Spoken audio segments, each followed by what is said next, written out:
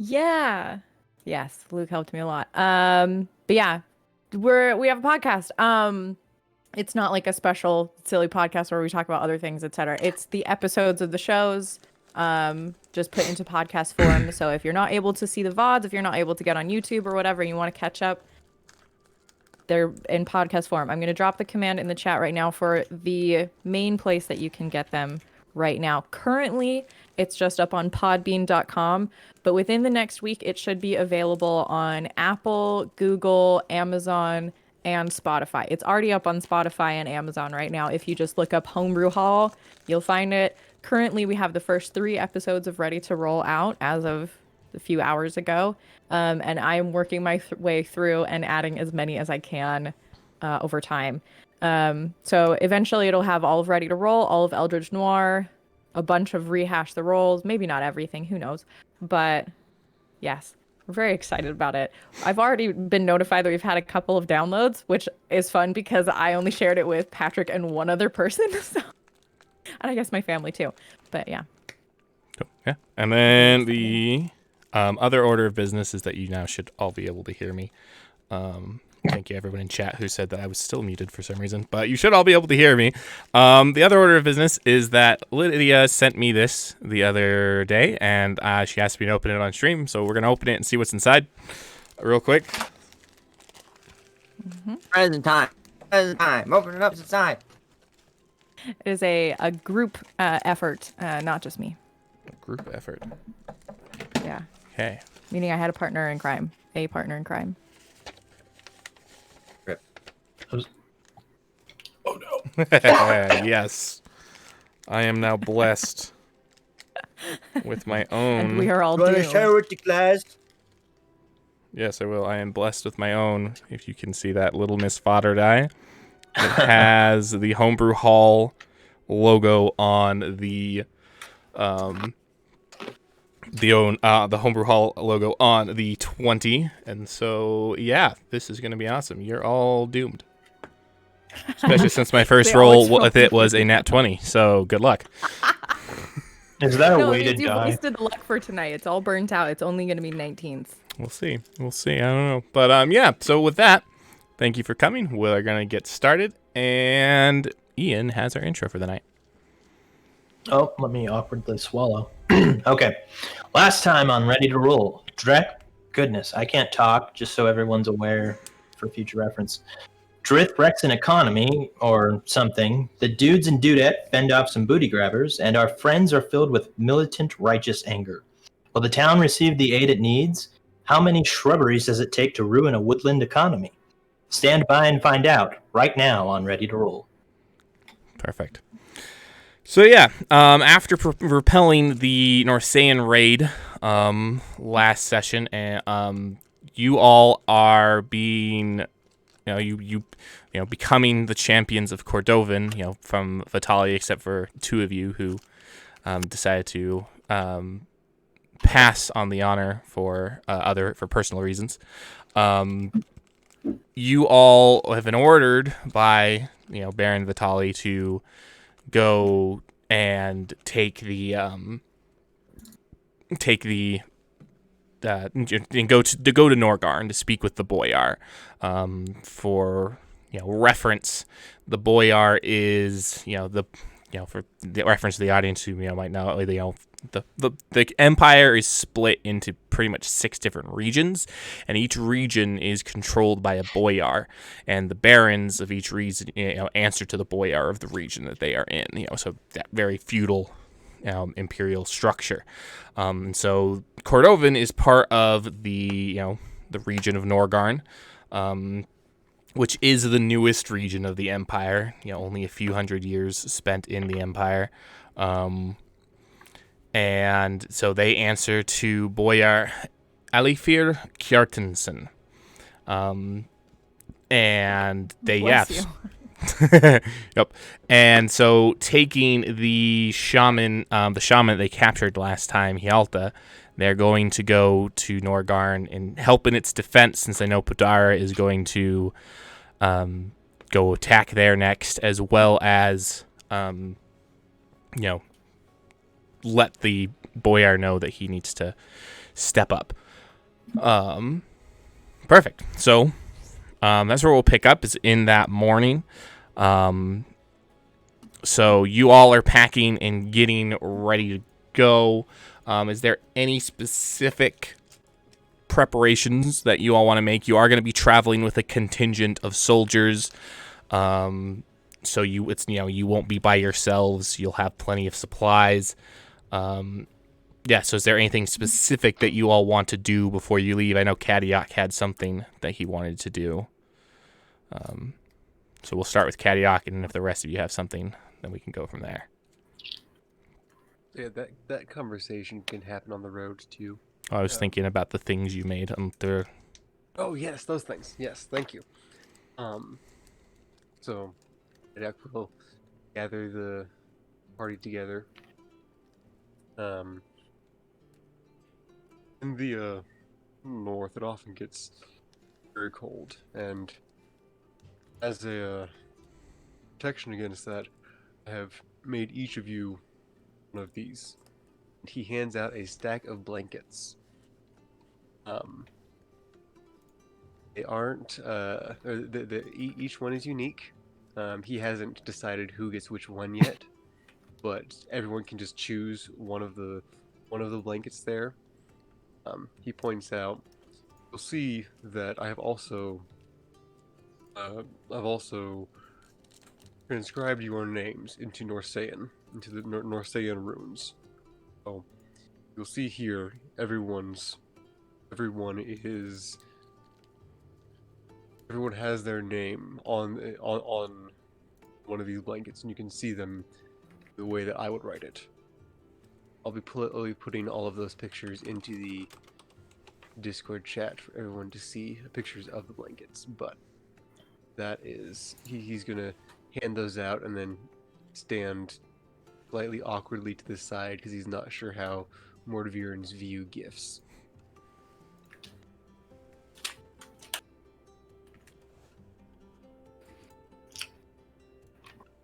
Kadiak, this is so wonderful. Thank you. I was getting, I get cold at night. It can get cold here, so I just want to say thank you.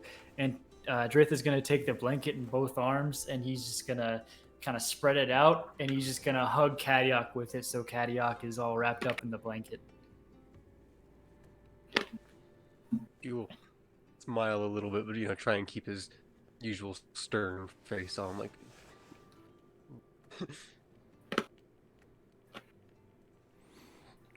Pyotr.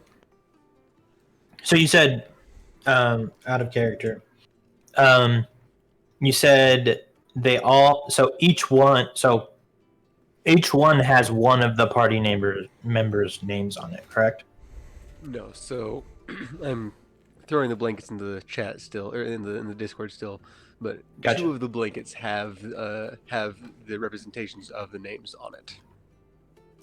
Oh, okay, so they're all different. Okay, never mind. That's what I understood at first, and then I thought, okay, anyway. Pyotr grabs a blanket. Thank you, friend. It's always good to have more warmth.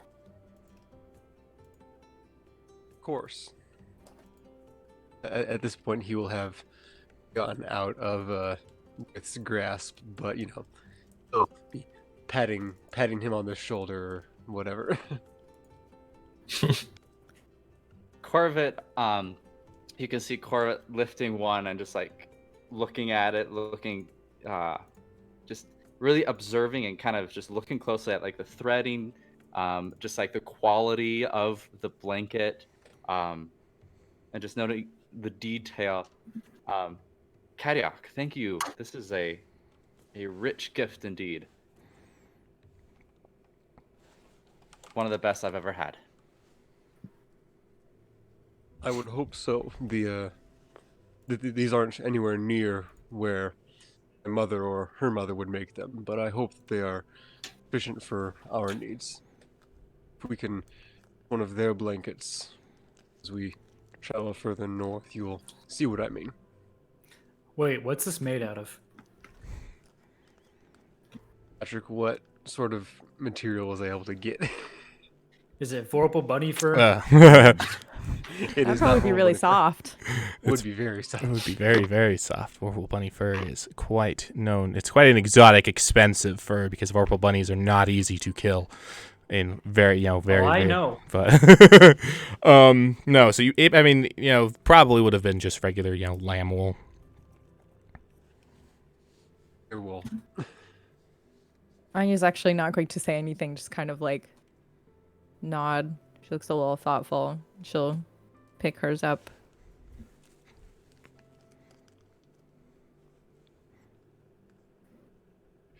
Those in chat that are in our Discord, you should be seeing the blankets pop up in the Pix and Memes channel now. Yeah. You in chat that aren't on the Discord, go join the Discord. Anyone else want to say anything about the blankets? Okay. All right. Okay. Anyone else have anything they want to do before you march out in the morning?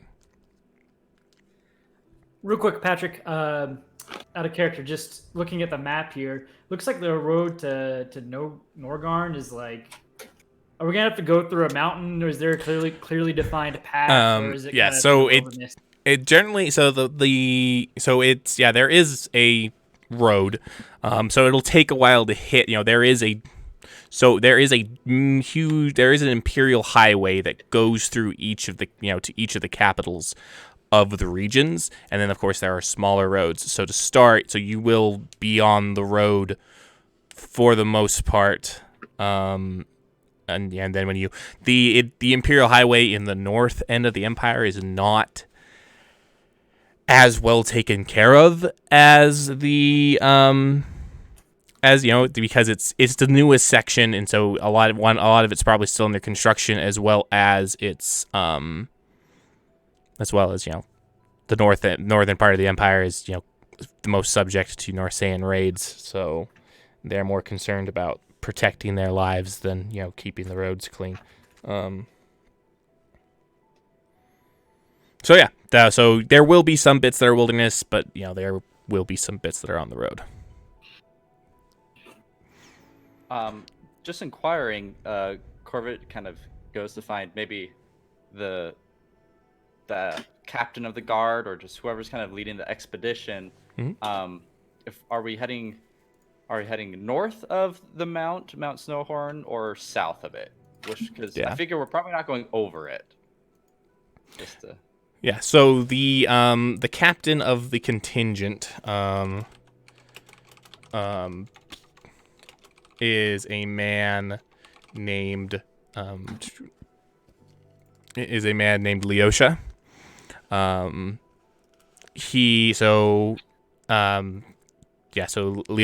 Captain Leosha is who's going to be leading the contingent. You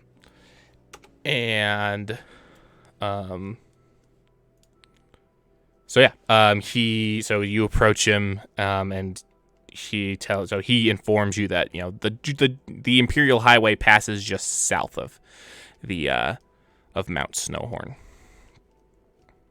So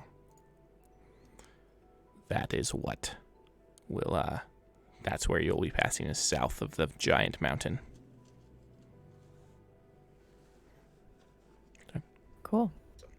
All right. So as you're all getting packed and prepared, Drith, you walk into the preparation. You walk into like the staging area where there's a bunch of carts and there's mules pulling the cart. And you walk into the staging area, and you are probably bending over and messing with your pack somehow, and you hear someone. You hear someone start shouting, Radmir, is that you? Don't respond, okay. obviously, because Radmir is not your name. Yeah. I'm just organizing my chess set. Okay. But eventually someone comes up and, puts a hand on your shoulder, and you turn around to see that it's one of the soldiers. And he kind of, he lets go of you and he sees your face like, I'm sorry. You look like someone I know. You look like a man named you look like Radmir. In fact, you're his spitting image, save for the pointy ears. But Must be a very handsome man. I mean, I'm sure in his youth he was. He's quite a bit older now than when I first met him, and but yeah, I know. So you think I'm gonna grow ugly as I get old too? I mean, that's not what I was saying. I was saying he's old now. Does anything old look? I mean, buildings, I guess. Old buildings look beautiful, but we're not talking about buildings. We're talking about... I think so too. What's your name? Can we be friends? Certainly. My name's Anatoly. Anatoly. Okay, I'll remember that. Oh, yeah. It's strange how much like Radmir you look. Radmir. Okay, that's cool. Maybe we're relatives. Maybe. Where'd you meet this Radmir? I met him a few years ago. He was a missionary up where I come from, the town of Poilovka. It's on our route, actually. We'll be passing through it. Maybe you can stop by and see Radmir yourself. That's cool. I wonder if he knows anything about my dad. Maybe. Where are you from, lad? Oh, I'm from just, another part of the world. The little community is called Mithra. It's a lot of elves there. Is it part of the Empire? No, I don't think we're part of anything. Though I think we probably should be part of Alcoholics Anonymous.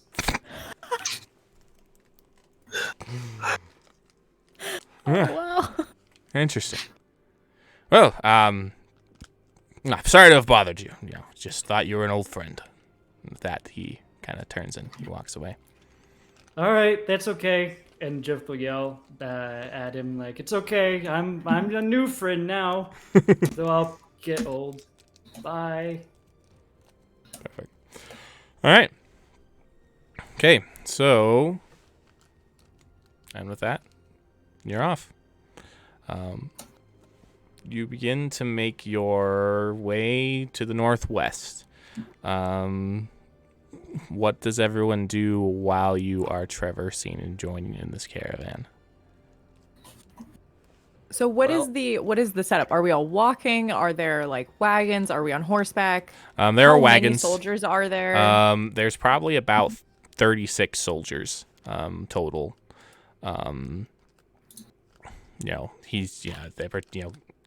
Vitaly wasn't about to leave the city defenseless. It's a relatively small contingent. So about 36 soldiers in total. So what it is there's two wagons, but the wagons are full of supplies to feed yourselves, as well as extra supplies to help the garrison at Norgarn when you arrive.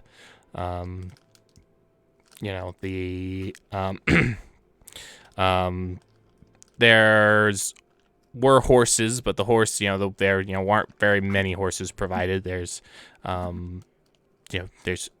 3 horses were provided. One, Captain Leosha is riding, and there were 2 other horses that 2 of you could claim if you so desired.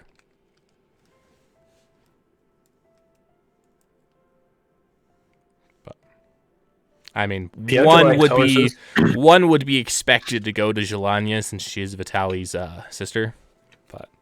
And I was then gonna the say, I'll other take the one would horse. probably be expected to go to Corvette, since Corvette's the other noble in the group.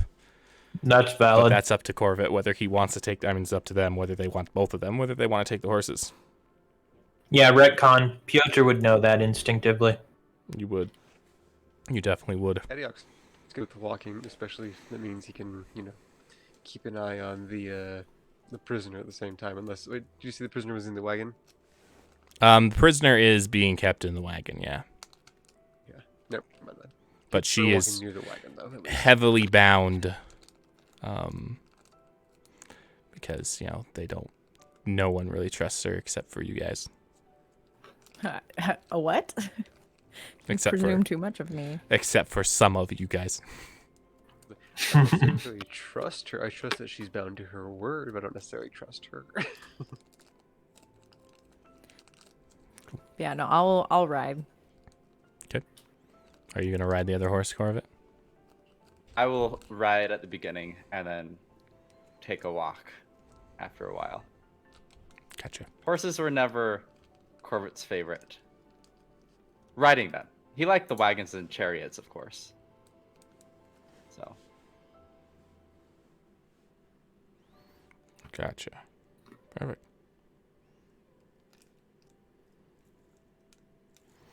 Yeah, Drith will just kind of follow along, turning into various animals when his feet get tired.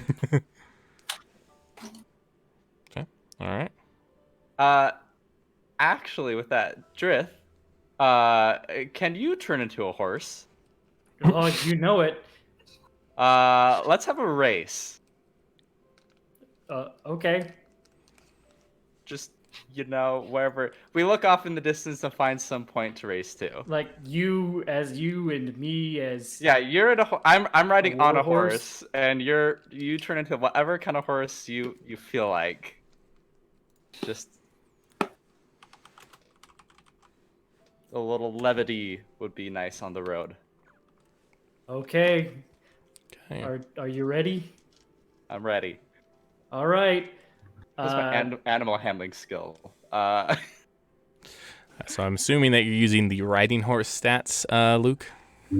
I was actually looking at warhorse. War so I don't horse, know. okay. Riding horse may be faster. Well, I mean, Warhorse would definitely.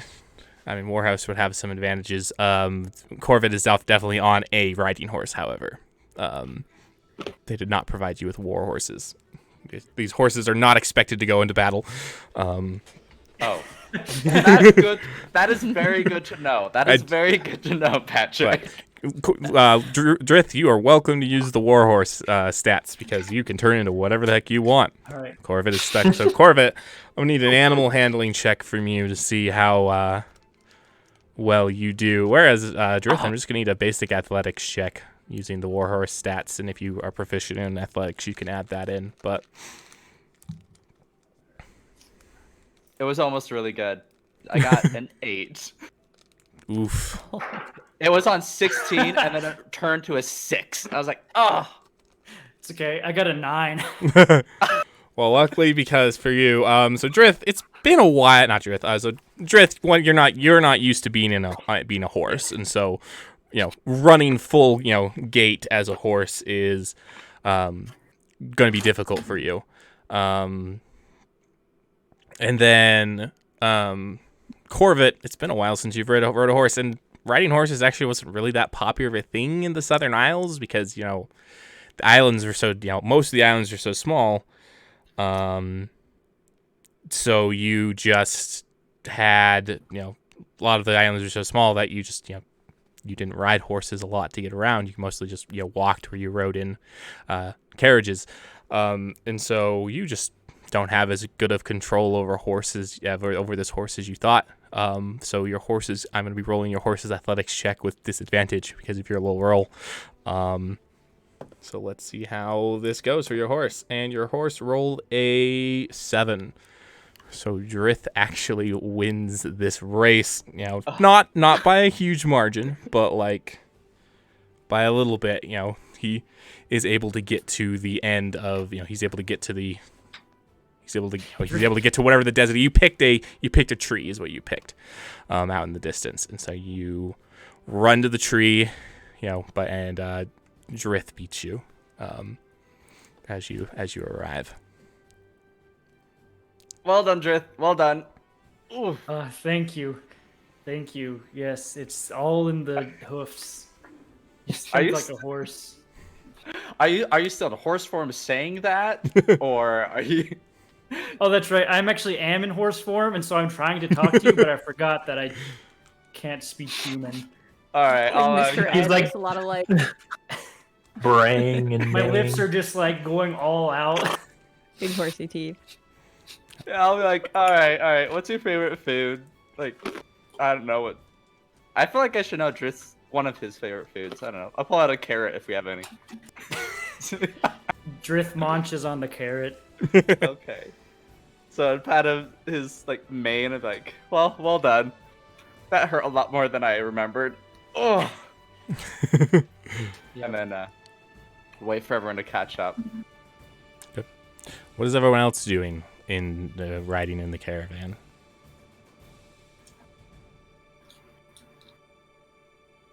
Fine.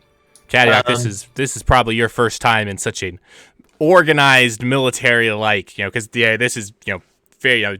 You're kind of used to the Norsaen tribes when they march, just kind of like all everywhere. They don't really have an organized system for marching, whereas these guys are marching single file, single file, straight lines.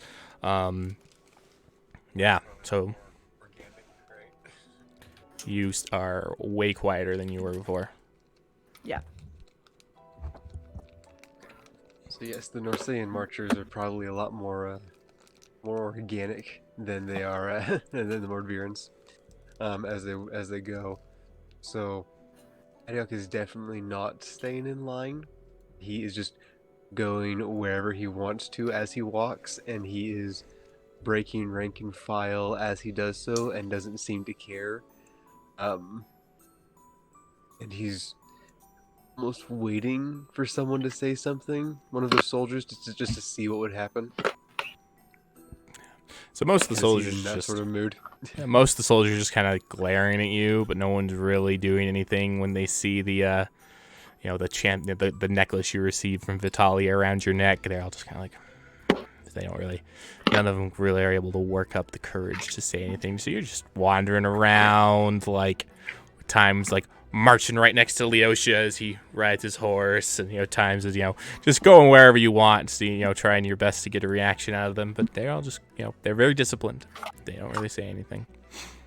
All right, well, Kadiak will appreciate that at least, and see, okay, if we get into a scuffle, at least most of these guys will be alive at the end.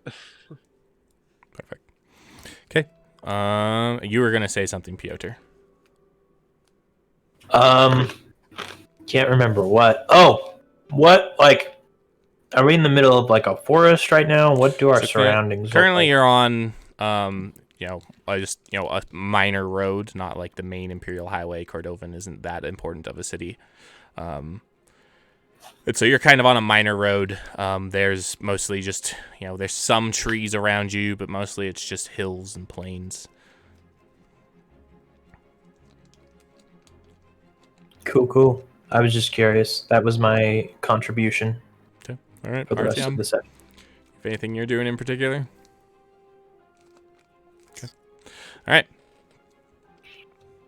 Okay. I imagine that first night after we stop, I'm mega sore because I don't ride horses very much. Yeah.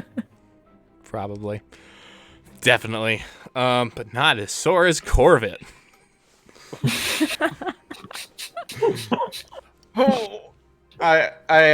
Clever. Anyone else want the horse tomorrow? I'm gonna take a day off. I'll take it. Bruised chaps or bruised ego? Both. Fair enough. That's good. Yeah. Perfect. All right. So you continue traveling in the northwestern direction. If you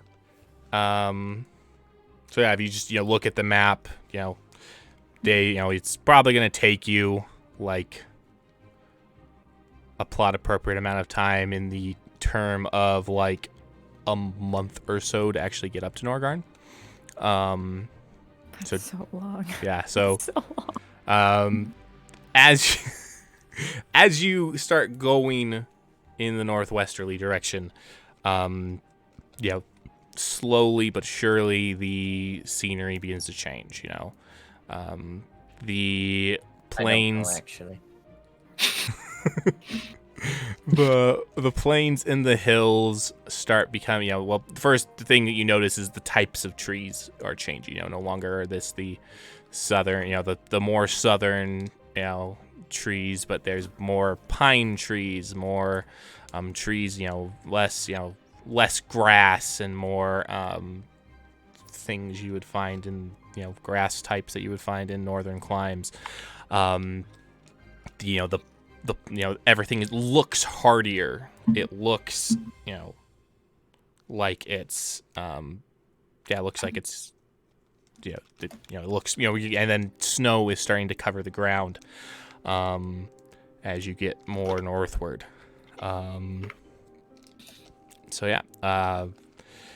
Corvid, have you ever seen snow?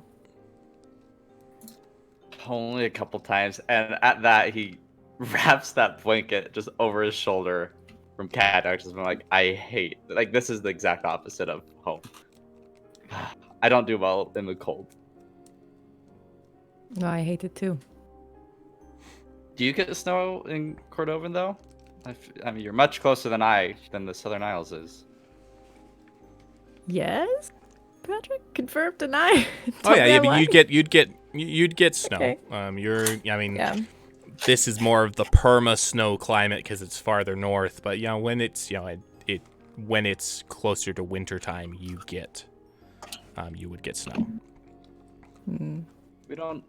I've only seen snow like once back at home, but we usually get lots of rain, lots of mist, but snow like once, maybe twice ever in my life. Yeah, I don't like the snow. It's hard for me to handle. Tieflings, we are okay with hot things, with fire, and so being in the cold is, I think, worse for us than for other people. Which, the cruel irony of my family being picked to be in charge of a cold place, it's really not so fun in the winter. Can't imagine. Well, if you want some nice weather most of the year, go visit the Southern Isles sometime.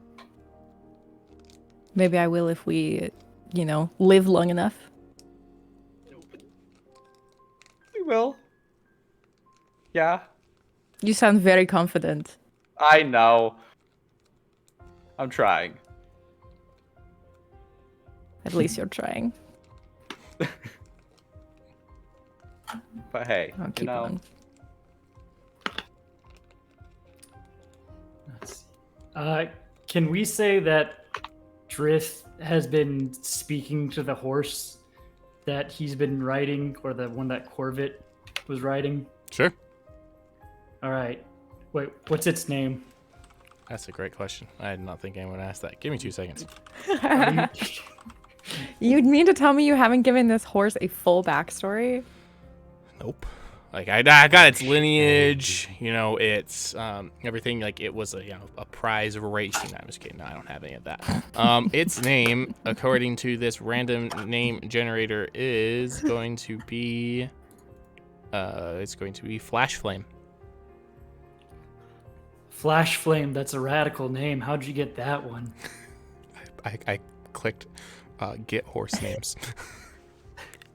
Man, that's a beautiful naming process that your race has. Yep, it's fantastic. So sorry, I didn't realize you were actually asking the horse. The horse would have informed you that. Asking the horse. Gotcha. The horse would have informed you that it was given to it by its master. Oh, that's great. Yeah. Do you know how to play chess? The horse would. No, the horse does not know how to play chess. Do you have the intelligence to learn? Not very well. Less about the intelligence and more about the lack of, opposable thumbs.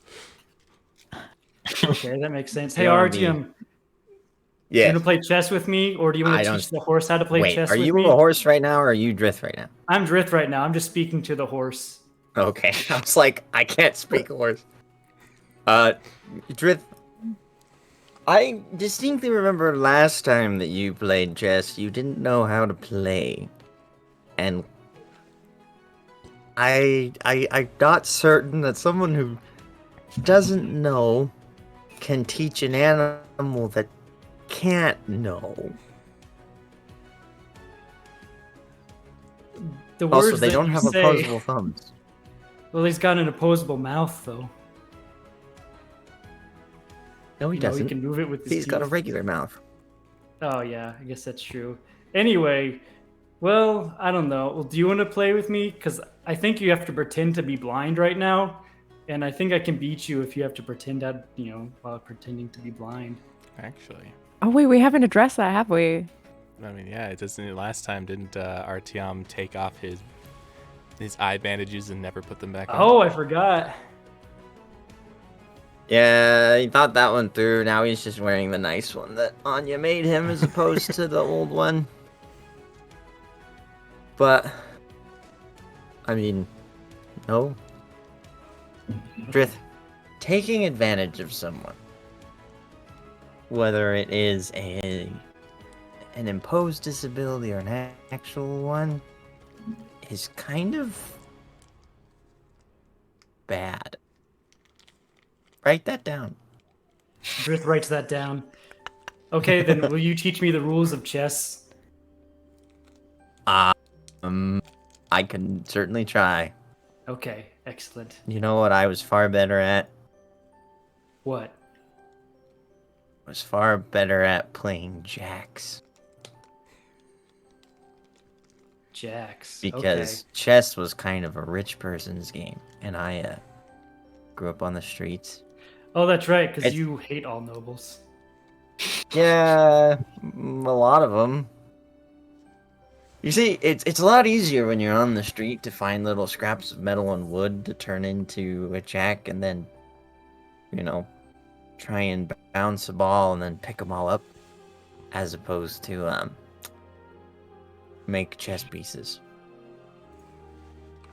And let's be fair, I didn't know how to play chess up until I was adopted as an early teenager into the church. But I could try. Well, Jack's chess. I'm just bored right now. Besides, you're an older brother, right? Yeah, I mean, I don't know what older brothers do, but I think they do that. I think so. You know what we can do? And I'm gonna pick up a little small rock, and I'm gonna hand it to Drith, and I'm gonna say, one thing brothers do is they get in trouble together. Now, what you need to do, you need to throw that rock, and you need to bounce it off the head of one of the soldiers, but you need to make it look like Anya did it. Okay, so you want me to ask Anya to throw this rock at a soldier? No. The whole point is we're gonna make the soldier think that she did it. He can't know that we bounced a little pebble off of his head. You know what?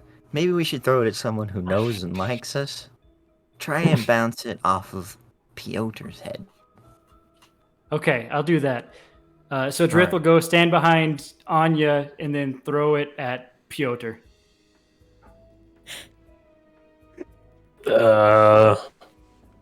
Pyotr looks over. How well is Drith concealed? Does it hit? Like, I feel like I'm not facing the right. I'm probably near the front on a horse, not looking in the right direction. And Drith's trying to hunch down and Drith casts Pass Without Trace. Okay. All right. So, describe to me again how you're going about throwing this rock so it looks like Anya did it. Okay, so Anya's on a horse, right? Yep. Okay, so Drith is going to sneak up and he's going to whisper to the horse in horse language. don't say anything to anyone, okay? You're gonna sneak up without Anya seeing you. Yeah. Well, he's gonna whisper it into the rump of the horse and just kind of hope that the sound carries to the horse's brain. Okay. All right. And then he's going to kind of. So I imagine Pyotr's sitting like on, or is Pyotr's sitting on a horse, right? Because he's a noble kind of guy. No, he's not on a horse. He's on the back of a wagon, I guess. You'd be walking. Back of a Who's wagon, on the that's other right. horse? Or today? Is it walking. Corvette again? Yeah, who's on the Drith horse? was. If this is like the next day after that, yeah, Corvette would have taken the horse back. He's like, It's been a few. It's probably actually been like several days since then, but yeah.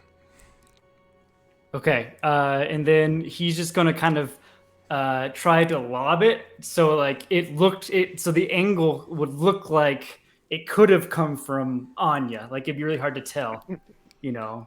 That way, it's not just a straight shot, and you can tell the angle from where it comes from. Just like to the back of Pyotr, who's probably playing a lute or something similar to a lute.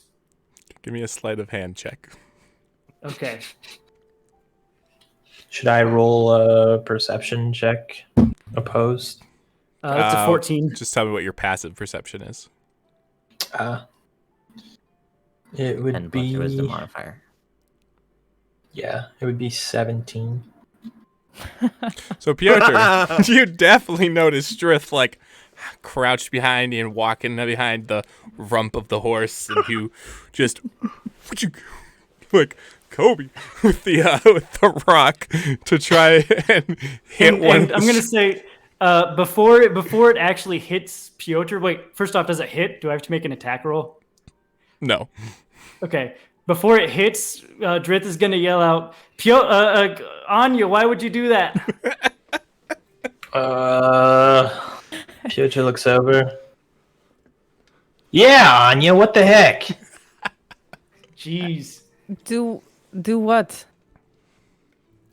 You know what you did.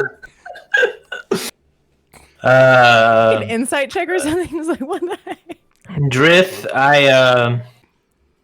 I think you need some training in the arts of intrigue. That what? No, our team will turn a blind eye to it. I don't. I have 2. I'm very confused. What am I being accused of? Assaulting Pyotr with a rock. I'm gonna What rocks? I'm on a horse. I can't reach rocks. I'm gonna fall back and just be like frantically waving at Drith to be like, get back here, get back here, get back here. I have to leave and help this blind old man who I've never met before cross the road. I'm old. old. Like how that's I kind of like turn and look back at Artyom and give him like this look of like, yeah? Artyom, I did it. I don't think they suspect anything. I think that they do, but it's okay. We're gonna come. We up got in with another trouble. thing. That's what we wanted to do, right? Personally, I don't think we Actually- suspect anything. I think we have perfect knowledge of what happened. So it's not a suspicion. I think we're actually gonna have to come up with a better prank next time. Tell you what. Okay. What I'm gonna need for our next prank is we need to wait till nightfall, and we need a dead fish. You got it. And I'm gonna give Drith. Well, I'm gonna hold up my hand to give Drith a high five. I don't know if it's something they do in your culture. Drith has never had a high five before, but he knows the theory. All right. He studied it. High five. Yeah. He got a 17 on a sleight of hand to hit the high For a five. high five. Yeah. Slap Artemis in the face. Crisp. A sleight of hand to slap Artyom and pass it off as a failed high five. I did A not good high slap five you, for I a blind high-fived you. man. Yeah. Yep. As the weather's getting colder, and as we're getting further north, Kadiak is just going to be in better and better spirits, and he's going to start singing walking songs while they march. All in the Norsaen, so none of y'all can understand him, but, you know. I He's want you happy. to sing. You better start singing now, Mike. Let's not. If I had say we did. prepared one, I would have. But okay, so I do have something that I want to do after a few days, like at some point, like when we're taking a rest or something. okay, all right. I do want my dead fish. Yeah, Drith is gonna turn into a black bear and retrieve a fish from a nearby river, and then walk up to Artyom and just drop it in his lap, and then walk away. Okay. Excellent. All right, Anya, what do you want to do? Okay. So what is like the sleeping arrangements? Are we just like sleeping on the ground? Are there tents? Like what's the deal? These soldiers would be someone that- sleeping on the ground. You all would have been given your own unique tents to sleep in. Okay. Cool.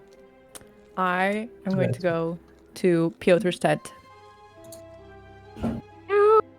Okay. All right. Anya has approached your tent, Pyotr, as you are getting ready for bed one night. Oh no, murder. He's come gonna from a eat different- Just kidding. That was out of character. Hello, Anya. Hi. I was I just. need your help with something. Okay. How can I help you? I pull out from my bag Svetla's journal. I've had this for a few days. I don't want to read it. There's probably things in here that, you know, her personal feelings, her personal thoughts, things that I don't think I can handle knowing right now. But there's also probably things in here that we need to know about the Profane Guard and the sacrifices. So I need you to read it. I feel like you would know, you know, the discretion of nobility and things that they don't want to have shared around. You might know some of the people she might talk about. So you can get the knowledge from here and then share it with all of us. I just don't want to know those other details. Understood. I can do that. I'll put it in my nightly reading regimen for bedtime, All right. which is a thing I do. If there are names of people that you don't know, you can ask me. Maybe I will know them. Maybe they're people from home. I'll help with what I can, but I just don't want to be the one who knows all of those deeper things. Of course. Well, yeah, I'll take that off your hands, and Anya, just know that you can come by anytime. Thank you, Pyotr. Have a good night. You too. And I'll leave. Okay. Are you going to do anything with the journal tonight, Pyotr?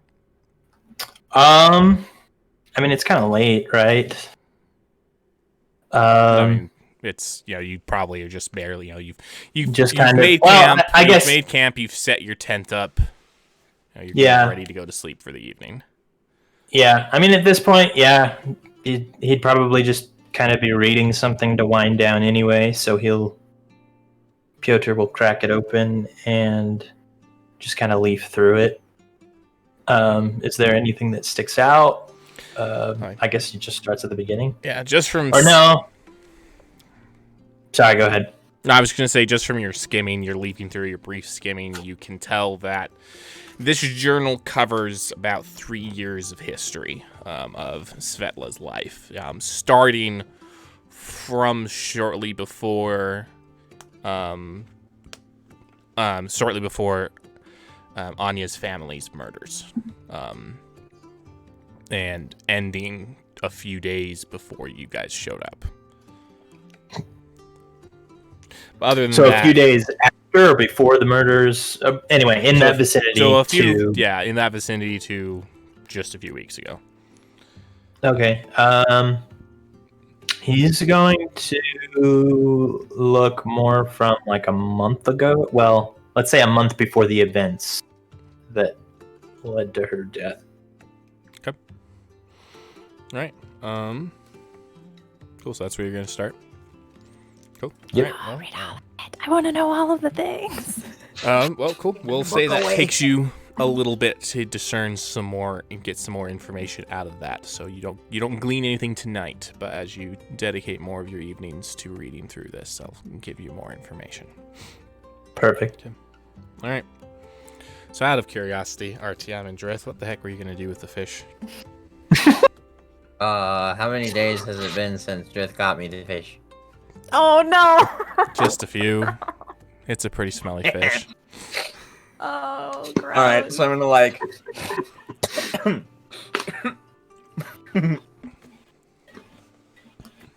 gonna sneak on over and I'm gonna like shake Drith's tent, just like...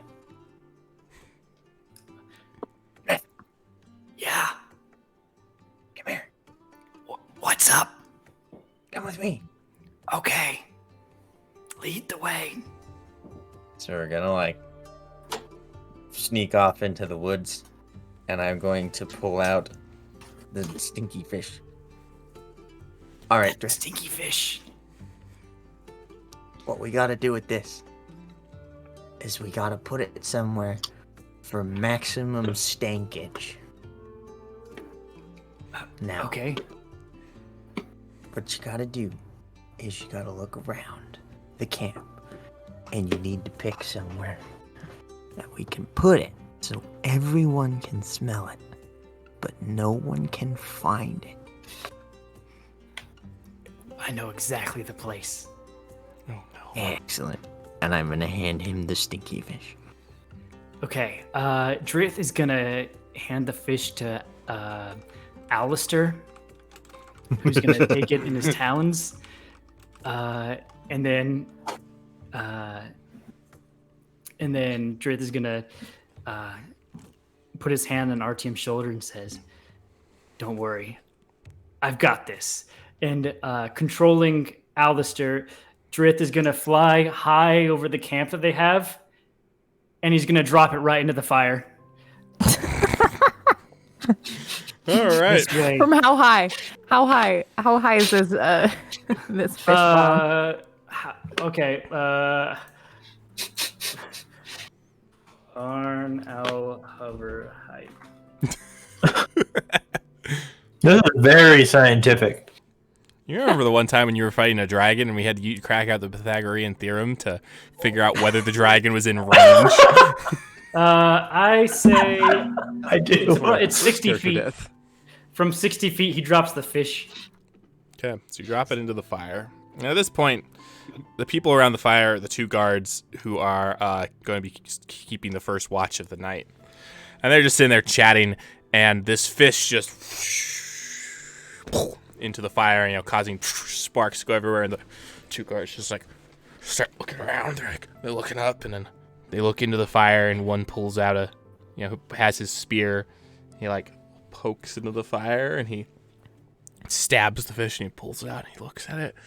He looks up at the sky. He looks right down at the fish, and is like, "Did you see that?" And the guy's like, "Yeah, it's right there." And I look back up, and they're like, "It's raining. It's raining fish. Stinky old fish." They look at each other and like, "We better not tell anyone about this. No one would believe us."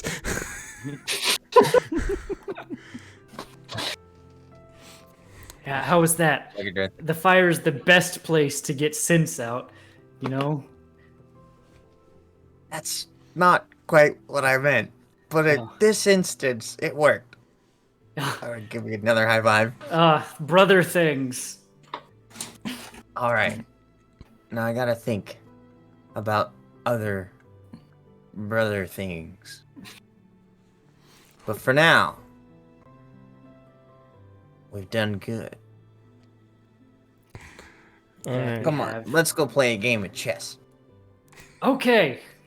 And remember, it's not called a castle, it's called a rook, and it's not called a horse, it's called a knight. Okay. The words that you're saying don't make sense, but I will apply them to my life. Write that down. To my life. Maybe because you're a priest, though. I don't know. Where are you practicing? Where are you playing chess at? Somewhere we can see. Yeah, probably Mhm. we have our own little fire, and then Drith maybe has stump. like fires on hands while his board is on a stump, I bet. Just by the tents somewhere. Pretty public. So I'm gonna go over and bring Drith his hat for Alistair. And then Alistair's gonna come with like fish all over his talons, and then I'm gonna put it on his little head, and then I'm gonna have Alistair go and land on Anya's shoulder. Anya, I'm leaving. don't you think he's the most handsome owl you've ever seen? This hat is just the best. And his embroidered daisy. This is just Anya, Alistair, and Alistair is gonna take his talons and start like stroking Anya's cheek. Just like I'll put my hand up to like kind of stop. Just like yes, he's very cute. Yeah. Thanks, Anya. He loves I thought it. he was a magic bird. I didn't think he needed to hunt stuff. Oh, he doesn't. No, we were just doing a It's brother's okay. No, it's, prank. he got into something. Yeah, he got into a brother's prank. Drith, the thing about brothers pranks is you don't tell people. Oh, he didn't get into a brother's prank. Uh-huh. Sure. Do you want to play three-way chess, Anya? I don't think that is at all possible. Well, I say actually. three-way, but I just need you to take my spot because I'm losing. Oh. Okay. I'm not good at it either. But I mean, you at least know how the pieces move, right? Yeah, it might make more Yeah. sense if Anya explains it. yeah, no, Well, I would what watch is it about the horse, which is called a knight, moves in an L shape? Damien would have Vitaly play with him sometimes, so I know the basic rules. Yeah, that's all I know too. So I'll play chess for a little bit. I'm probably not good. All All right. right, yeah. I say that's how we spend our night. All right. So days turn into weeks, and about 2 weeks pass on the road as you continue your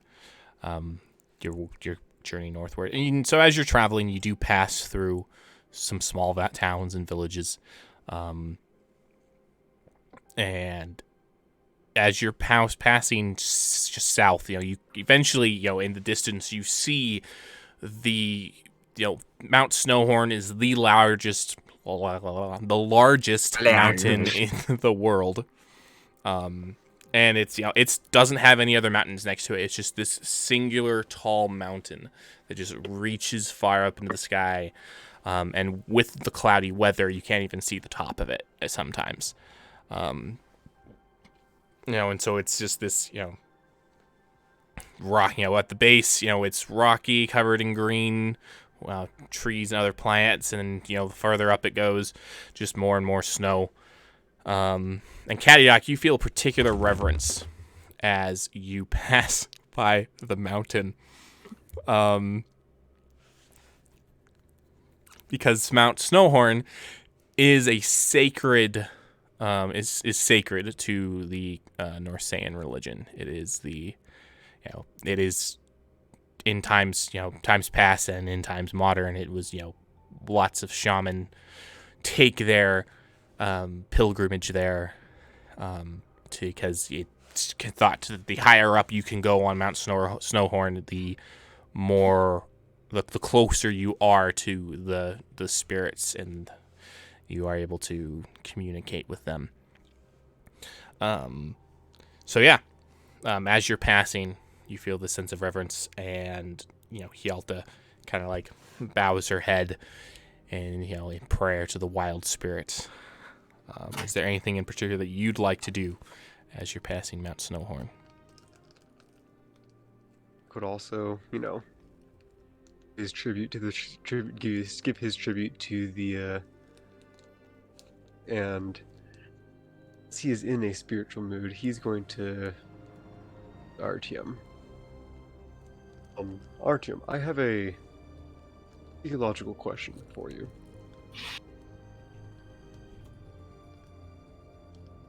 Oh, what? Church question. I mean, I know what the word means. That was more a wedding for me. I'm having a hard time hearing you. Is this better? Yes.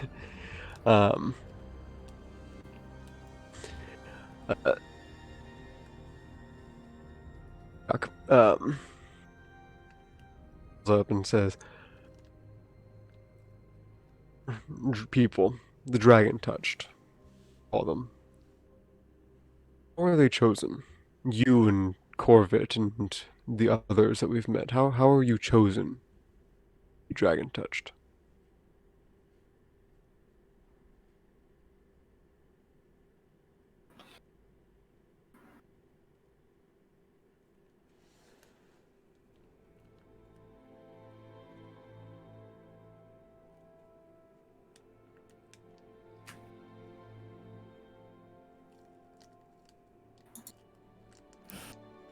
Didn't answer because I didn't hear anything.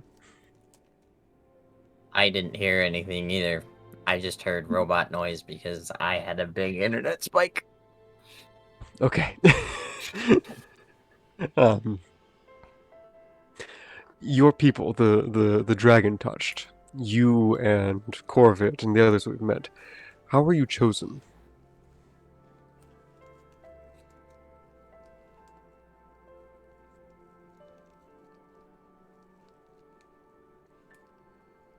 Well, I don't know.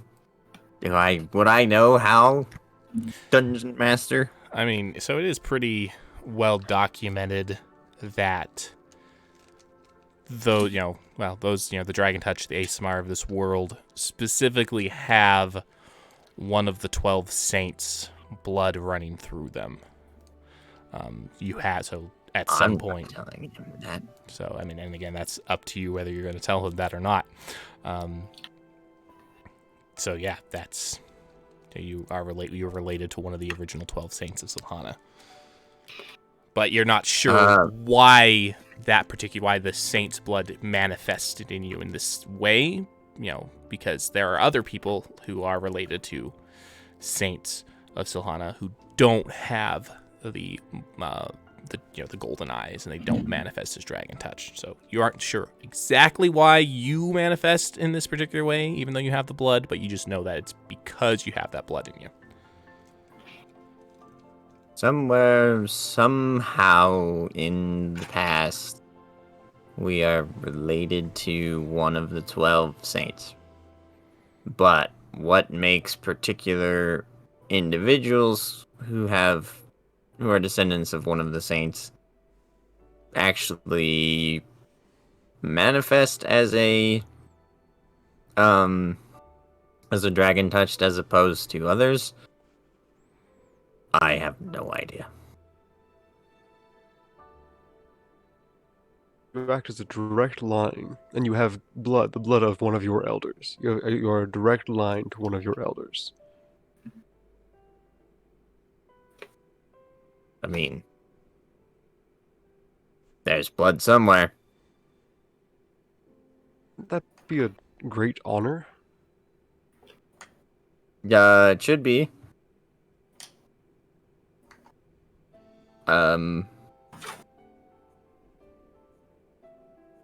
But it's very tightly controlled by the church and the empire, and most... Well, to be fair, I can't think of any ASMR child who wasn't born to a noble household besides myself. And they are supposed to go to the same monastery that Corvette spent time in. And we don't know exactly what they would do if they were to find out that I have been living my whole life without going to the monastery and being a puppet of the Empire, but at my mother and the priest who raised me felt that it was probably safer for me as a poor commoner child to be hidden from the rest of the world. Not that it did my mother a whole bunch of good. You hide your eyes. Not out of shame, but more out of the fact that you're afraid?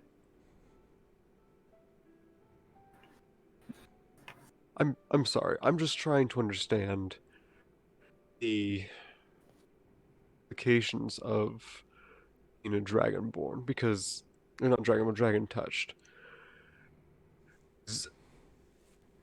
Realized that there is a parallel between what you are, whatever it is, and what I have now achieved and become. So I am a direct line to one of my elders. I have eyes that mark me as different. I hide mine, though, because your people's fear of my elders. I wanted to understand if there were others of your... If there were other dragon touched that hid their eyes as you do, as Corvert's friends did, as Corvert doesn't.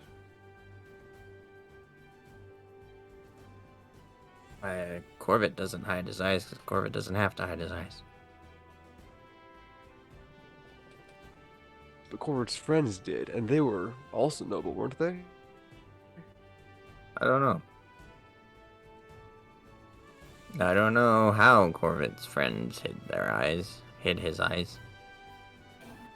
I don't know if they counted as noble or not. I don't know what the rules are.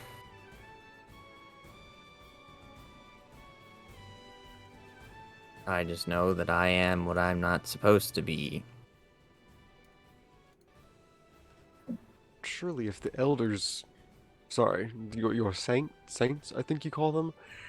If they were to bless you or somehow give you this honor and gift of being able to protect and, mark you as dragon touch as a direct line to the elders, you be able, even though you haven't been to a monastery or been trained, wouldn't you be able to have some say in that? No, not everyone sees it that way. The hands of the saints and the hands of probably even your elders, the powerful beings of the universe, hide quite a bit more than they would like. It's one of Anya's big issues with having our lives yanked around by these powerful beings. We're subject to their whims, and yet I think it was one of Anya's. Maybe it was someone else's. Maybe Corvette. Goes on, yes. One of our companions has issues with the powerful beings yanking us around and yet being unwilling, or what it really is unable to help the way that we would like. And so, while in a perfect world, any child born as a dragon touched would be treated as a normal person, They're powerful nobles, and not even necessarily just nobles, but powerful people who view such a thing as a threat or an affront. I would give hope to the lower class that maybe there's something out there, and when the lower class has hope and they see how poor their situation is, then we outnumber them. You have a status yourself now. You have strength. You are, you're a priest, and now you have the favor of at least 2 noble houses. Why do you hide your eyes still? Who's the second noble house? Cordova, the house of the Katenkov house, and then Corvit's house. I don't necessarily have the favor of Corvit's house. I have friendship with Corvit himself. And as a priest, it's like I told the Lord Katenkov that I can't take sides. I don't have station, but I live in a nation that has great respect for their priests. However, a lot of that respect for some people is just out of their what is socially expected. They're expected to say hello, how are you?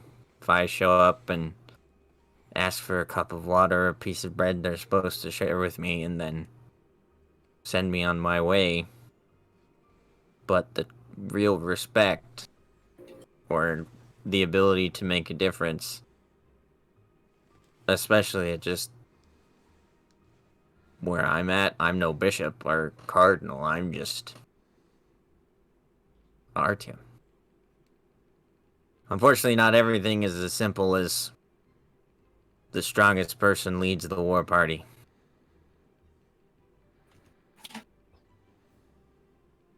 Only partly true, but I'd say that's even more true in Mornavir than it is in Norsaen. The way, though, wish you luck in yourself of your bandages. Noticed when you came in the night, you missing them, and yet now they've been replaced. If there's anything that I can do to you remove yours, perhaps removing mine. Well,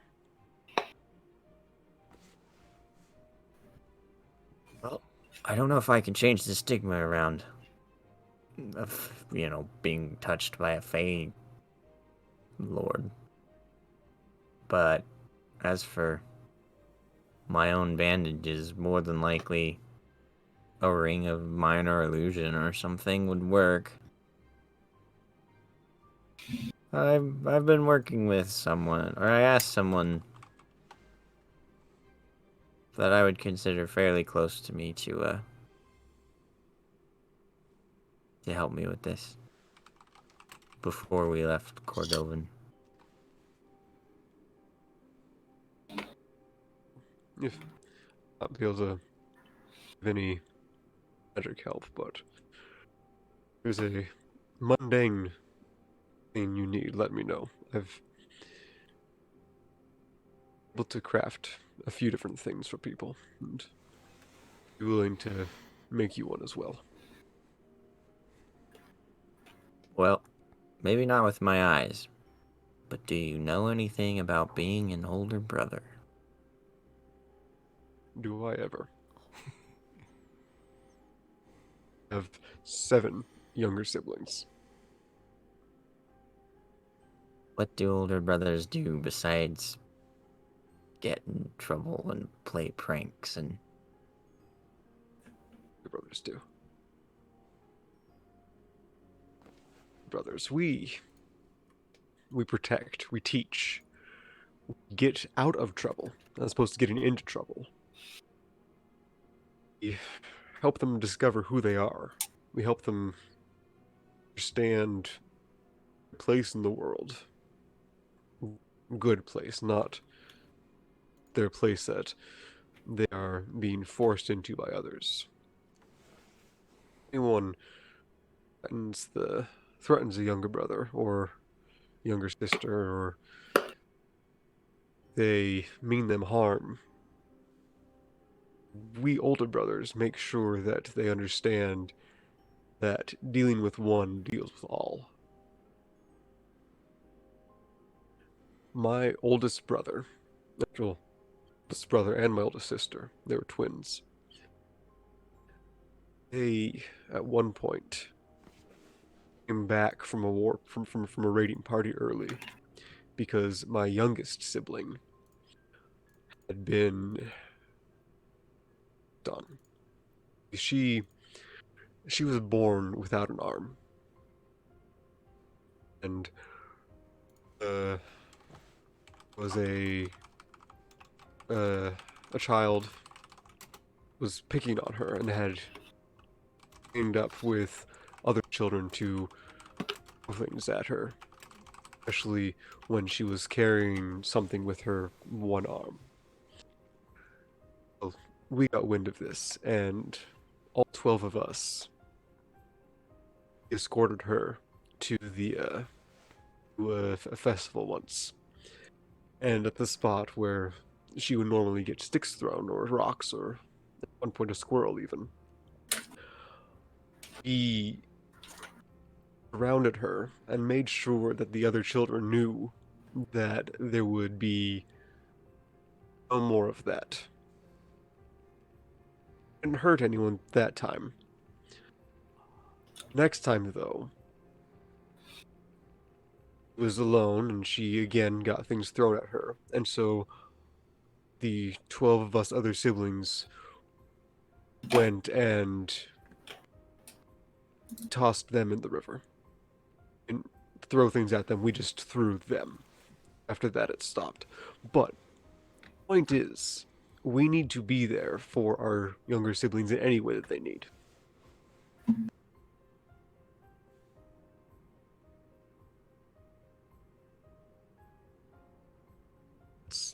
That's what older brothers do.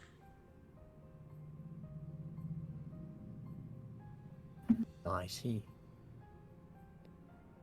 You have Drith, aren't you? Yes. As much as our young friend seems to be very bright and happy, I think that he carries a large weight on his shoulders. Maybe we should declare war on his people and punish them for lighting him on fire. We're done here. I'm taking a visit to his home for sure. Me and as many as my siblings will go with me. We're going to go and visit his siblings. And that wicked stepfather of his. Show him how We're he staying likes being first. lit on fire. Too easy on him, please. Much worse.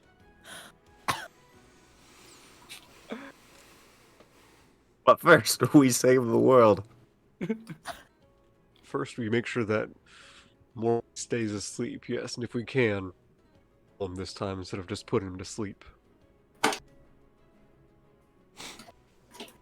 As much as Silhana and, your elders tried, apparently, isn't enough, and so hopefully we can get it right this time. I have a theory. Likely, one cannot exist without another. Just like light doesn't exist, darkness has come, shadows are cast when there's light. Without any light, it's just dark, but without any darkness, we don't know any light. I can't imagine we'll actually be able to kill Morpheus.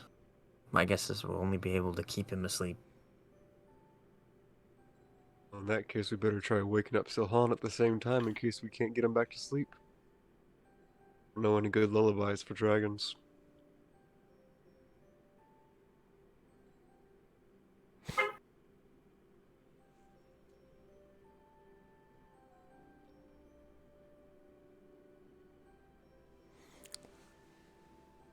Okay. I missed what you said. Guess we better try waking up Sohana while we're at it, in case we can't get Morpheus back to sleep. I don't know any good lullabies for dragons. Man. Alright. He's gonna leave Artyom to his musings. Is going to back and sing a much more solemn song as we are sing Mount Snowhorn.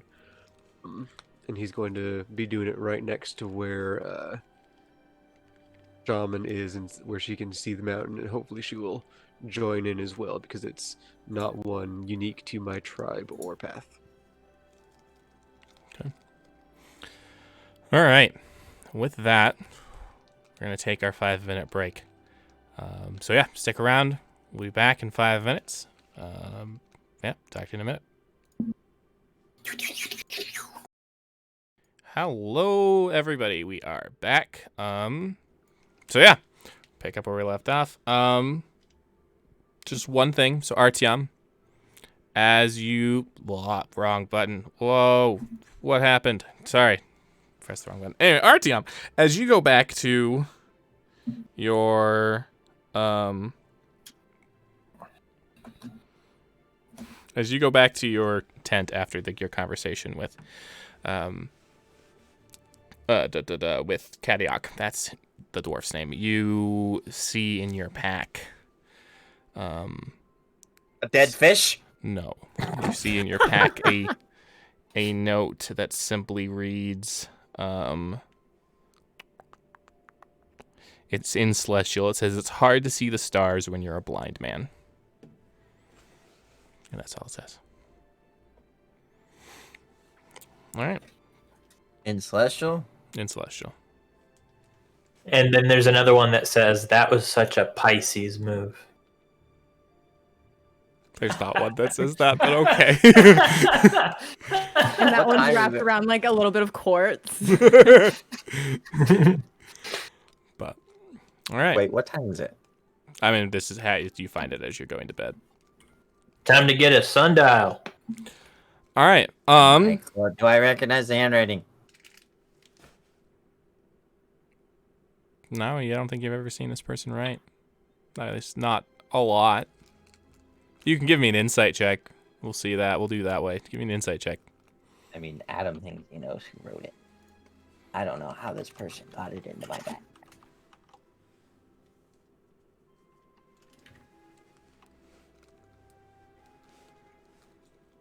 That would be a dirty 20. Okay, yeah, you recognize it as Anya's handwriting. But, all right. Carefully fold it and tuck it into a secret hidden pocket. Oh, yeah, because you have so many secret hidden pockets. Okay. So the next morning arrives, and you're marching down. You've seen, as I said before, you've seen tons of small towns on your way northwestward towards Norgarn. And you see this one particular town in the distance. And this one's unique because there's smoke rising in the distance from the town. As you're approaching, Leosha, holds up his hand and moves it forward and is like, "Full march!" And the soldiers quickly start picking up their pace. And everyone else, you all have to pick up your pace to keep up with them. You arrive as you are coming into the town square. You come in through the entrance. You're assuming that there probably was a wall at some point around the town. There's not a wall anymore. You can see the remnants and scraps of this, probably what was just a regular wooden wall, just torn to smithereens around it. So you come in and you make your way, as you're making your way in, you see that the smoke is from the remnants of fires and not from recent fires. You see buildings have, with scorch marks on them. You see, bodies, in the road, both of, Mordviren, and you do recognize a few Norsaen raiders. So you all are just kind of taking a moment and looking around, and Drith, as you are looking around, you hear behind you a voice scream, "Daddy!" And you feel this thing wrap, itself around your legs. And you look down and you see a little girl with the same snow white hair that you have. But her ears are definitely human ears. Oh, hi. I appreciate the gesture, but I don't think I'm your dad. I'll help you find him, though. She looks up and immediately looks terrified and turns around and starts running back crying, and you see her run into the arms of this older woman.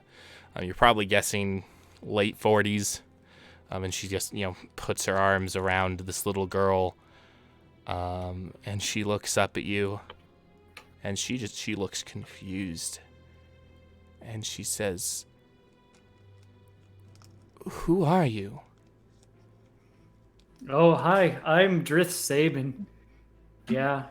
I think the little girl thought I was her dad, but I don't think I'm her dad. That doesn't make sense from how I understand nature.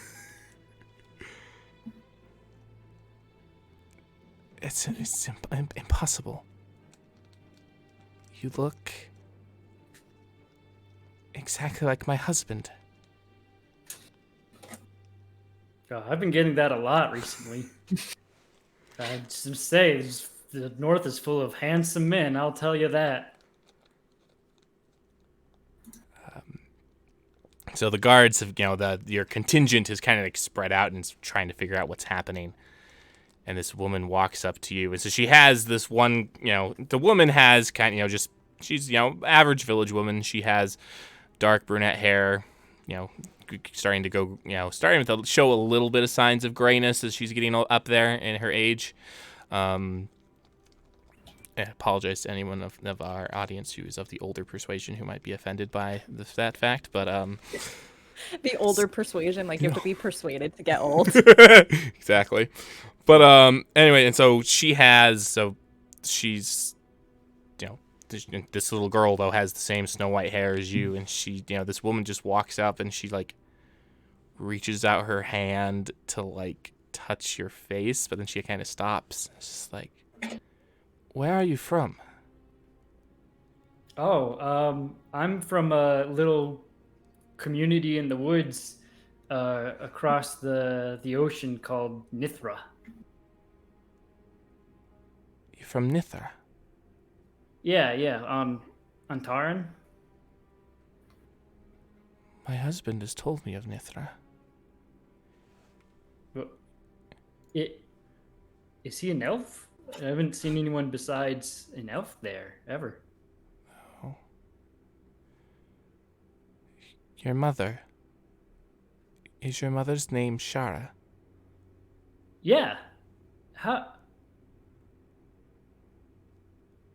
Drith is going to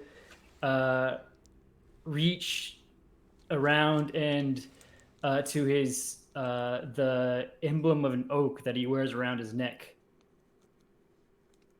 and he's gonna pull it out and show it to her. Does this mean anything to you? I mean, it means something to most of our people. It is the symbol of, it's the symbol of Yefram, the saint of nature, and but for me, it means a little bit something different. And she kind of puts her hands on it and says, "May I look at it closer?" Of course. So you slip it off your neck and hand it to her, and she holds it in her hand, and she just kind of strokes it, and she says, I can tell by the way it was crafted. This is unmistakably crafted by my husband. You can tell because, most craftsmen would have used, for an oak, they would have used an oak wood to craft this, but he didn't feel an oak was very symbolic of our of the empire, and so he specifically used larch wood to craft the symbol of Yefrim. And this is, this is Radmir's. He's the one who made this. Is he around? You should come with me. We have a lot to discuss. Okay.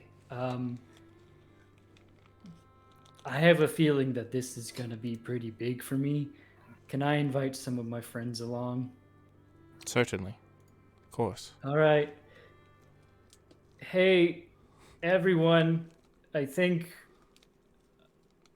something to do with my dad is going to happen. And I want appropriate thing. I want you to be there in case I meet him, because I want to show him how successful I've been at making friends. Will you come with me?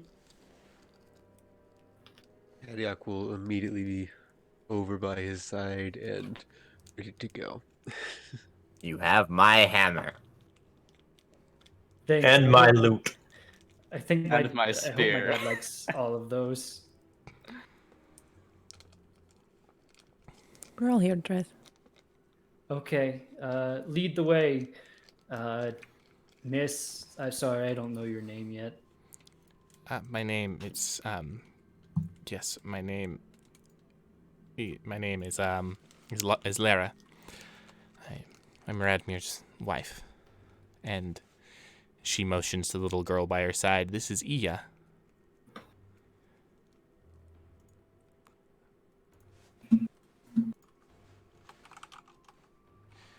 So she begins to take you through the town, and so it's not a very big town. Obviously, it's small. And at this point, you're fairly certain you know the name of the town. It's Poilovka. And just as you go through, you can tell that it's been decimated recently. There's scorch marks, fire everywhere. Done fire. Fire that's been put out. That's the word, undone fire. Wow. Undone fire, yep. That's the phrase. And she takes you to a house that looks a little bit, well, she doesn't even take you to a house. She takes you to a church. And you come inside, and she looks at you and says, this is where we live. Radmir is the priest for the town. And she takes you into a back section of the church where there's an actual, would look like if you hadn't just come in from a church, you would have figured you'd walk in from outside into a house. It has a bed, a few side rooms, one that you're guessing leads to Iya's room, other things, and she motions to a table and says, please sit. It's kind of hard for all 6 of you to sit around the table. However, it's not a very big table. And she sits down and she looks at you and says, where to even begin? I'm sure you have a lot of questions, and I'm sorry I never asked your name. What is your name? It's Drith. Drith. Drith No, yes. Saban. Drith Saban. Drith, you must have quite a few questions. Yeah. Many years ago, I'm assuming before you were born, my husband, Radmir, he left to go to Antarin to preach the word of Silhana and try to convert some of the people over there to the ways of the dragon goddess. They felt that the church felt that he was particularly suited to it because, he is your people are druidic by nature, and he was his patron saint is Yefrim, our saint of nature. When he was over there, he met your mother, Shara, and briefly, they had a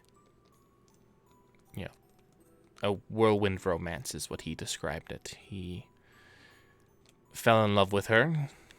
He, spent time with her, but of course, priests of the Silhanan faith are not supposed to have. It's not supposed to lie with a woman outside of the bonds of matrimony, and so Radmir was sent back to Mordvir, where he was disciplined for time. He had to go through a process to repent and regain his priest authority to be able to practice again. When he did, he was they decided to send him here to Poilovka. Poilovka, you see, we're quite far north, and as a priest of Yefrim, with the patron saint of Yefrim, they were hoping that he'd be able to help us through hard, rough times, turn this land of frost and ice to a place where we could thrive, and he did so. He met me when we were married, but he always spoke of Shara. And a few years ago, he received a letter. And she pulls out this letter and hands it to you, and Drith, you recognize the handwriting as Shara's handwriting, your mother's handwriting. She informed him that he had a son. You were quite young at the time. You must have been maybe 5 or 6. Of course, he was not allowed to go back to Antarin to find you. It saddened him greatly, but the church forbid it because of what happened the last time he went. But he always thought about you. He prayed for you every day. He would have been so happy to meet you.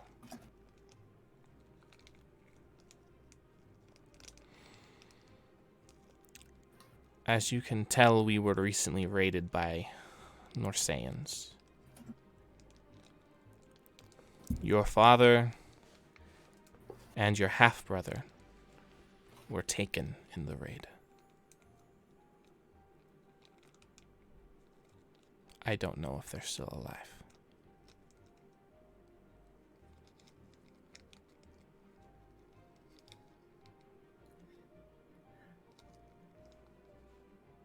Thank you for telling me all this. I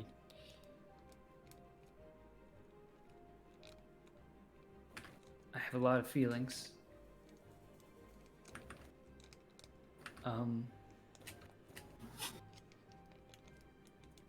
Thank you for loving my father. And he sounds like a great man.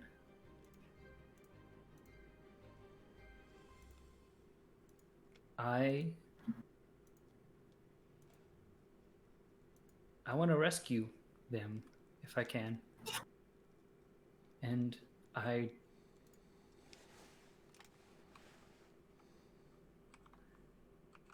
want to meet him. I want to meet my dad. Can I have your blessing before going? Of course. Can I hold my half-sister? And so she looks down at Iya, and it's up to Iya. Iya and she nervously kind of approaches you and looks up at you kind of nervously before she reaches out to put her arms around you. But she eventually, she hugs you. So you're probably guessing, looking at her, she's probably around like 5 years old. So Drith is going to hold Ia really tight, and he's just gonna bury his face in her little shoulder. And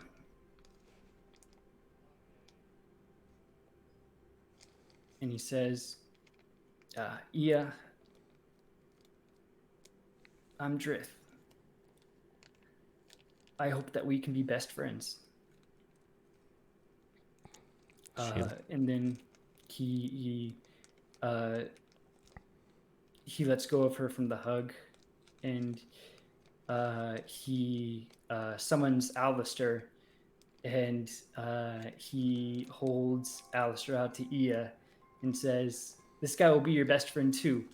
If you want to hold him, he'll stay with you as long as you want, to keep you company while I go bring back your dad and brother." So Ia kind of looks up, very wide-eyed at Alistair, and like looks at you, and then looks back at the owl. It's like, can I pet him? You can do whatever you want with him. He's like a stuffed animal, except he moves around too.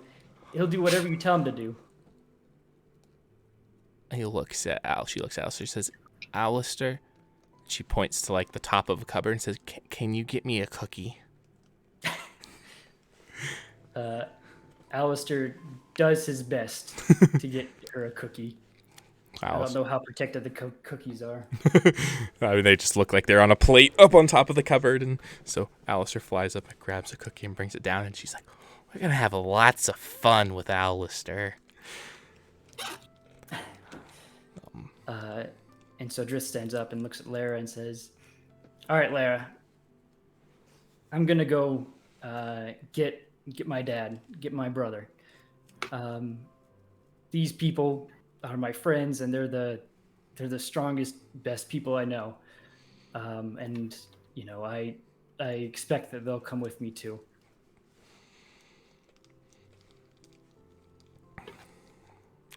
I would greatly appreciate it. I mean, there were more villagers taken than just my husband and son. There were others that if you could rescue them as well, I would greatly appreciate it. But it is a full Norsaen raiding party. Don't even worry about that. We have a full Norsaen raider right here on our side who's better than all of them. And her eyes just go wide, and she looks at each of you, trying to determine which one of you is the Norsaen raider. Oh, he's not gonna raid you now, but he's a good guy now. Maybe will later. Speak up. Cat will speak up. Were they flying under a certain flag? If I were to draw it for you, would you be able to recognize it? Maybe. I'm not sure.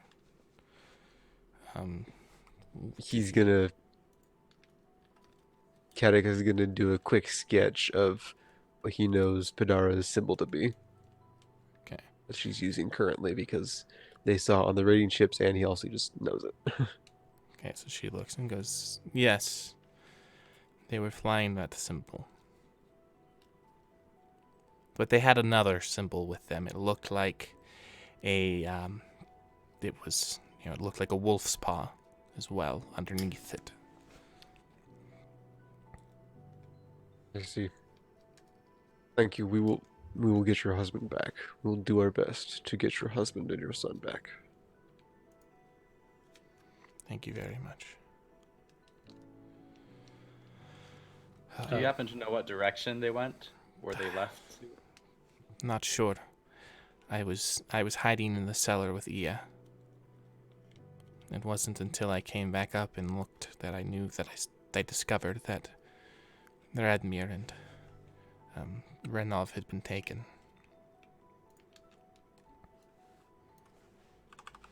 I'm sure you could ask the sheriff. He might know. Yeah, sure. What's his name? The sheriff his name is Ivralki.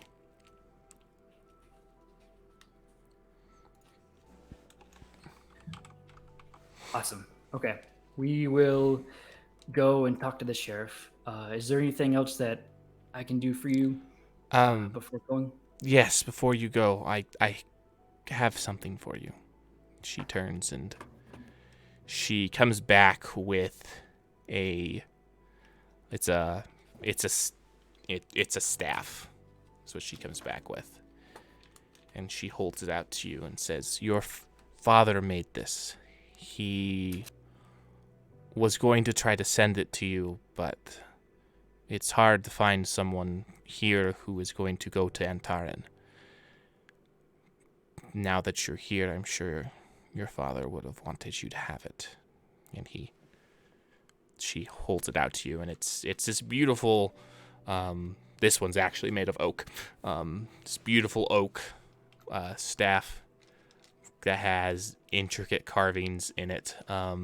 One of the carvings that you recognize off the top is the oak symbol of Yefrim, but another one is actually you recognize as the the symbol of Antaren. It's the deer head, like the front-facing deer head. There's a few other on there that I will message you about and let you know at a later date, as those symbols are very important.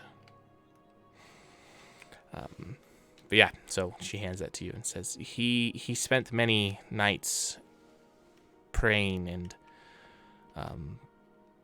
blessing this staff. I'm not sure its full capabilities. But here, he would want you to have it. Thank you, Lara. Can I call you Mom while I'm away from home? She smiles and says, I'd be happy to let you be your mother away from home. Okay, good, because I need to do this. And Drith goes and gets the staff and then gives her a big hug and then starts sobbing into her shoulder. She starts crying as well on your shoulder. And says, "Please bring your father back, all right? And your brother." I will, Mom. I'll save everyone. I promise. And then he's gonna let go, and he's gonna pat Aya on the head, or on the head. I hope that she's kind of just playing with Alistair around the room, and then he's gonna turn to his friends and say, "All right, let's go talk to that sheriff. All right." All right. Okay. So you make your way out, and you make your way back towards the town center. So the town center has a giant tree in the middle, a giant oak tree, which is weird because oak doesn't normally grow this far north. At least to my limited botanical knowledge. And around the oak trees, RT, I'm giving a religion check.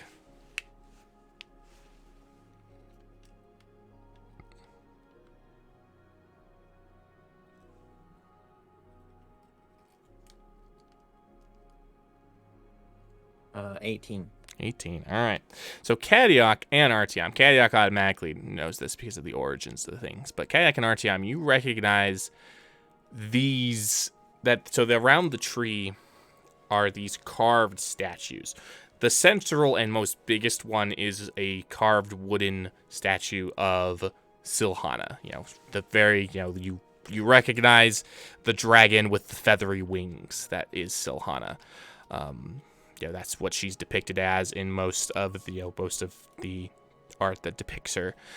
But then around it, Kadiak instantly recognizes them as statuettes that honor the wild spirits. And Artyom also recognizes that because of his, religious education, having been taught about some of the religious, the religious history of some of the, the neighboring people. And Artyom, you know this. Kadiak doesn't, but you know this. It's because the people in the northernmost part of the empire actually kind of live this syncretic religion, where Kadiak's religion and the Silhanan religion have kind of like been molded into one, where Silhana is considered to be, like Kadiak, Kadiak has mentioned to you several times, Kadiak considers Silhana to be one of the wild spirits, one of the elders. And so that when this region of the empire was assimilated into the empire, a few hundred years ago, the people didn't fully give up the ancient Norsaen ways. They instead integrated the two beliefs. So you see around the tree,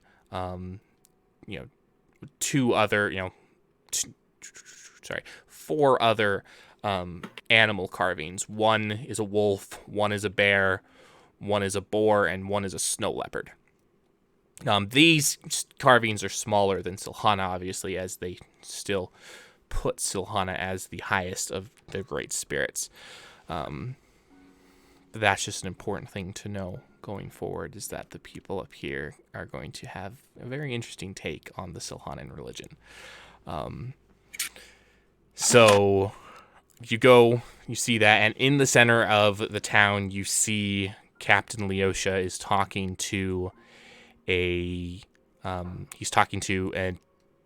armored man whose arm is bandaged up, and and he has a bandage wrapped around his head, and you can still see that the side of his face is caked with blood, and Captain Leosha is talking, and you see all sheriffs of the empire have this brown cloak that's clasped with a golden sheriff's star on the side, so that way you can tell who the sheriff of the town is.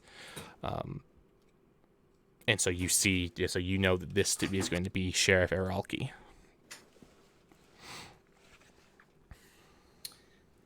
Hey, excuse me. I am looking for the sheriff, who I guess is you. I want to know where the raiders went, what direction they went. So the We sheriff. need to get a rescue party there now. The sheriff's going to turn to you and then start and say, Radmir. No, you're not Radmir. No, I'm his son. You're not Renov. I'm from a different woman. My dad was someone nature would consider a good male.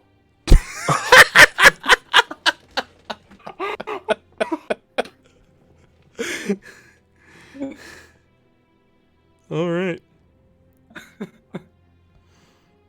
Okay. Sorry.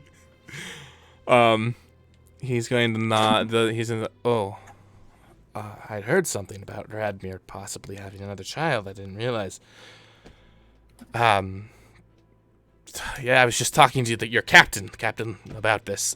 They went to the northeast towards Mount Snowhorn. You're welcome to go chase after them, but then they don't have that long of a lead. They were here maybe 2-3 hours ago. You could possibly catch them or find them at least before they do whatever they have been doing to the other prisoners. What have they been doing?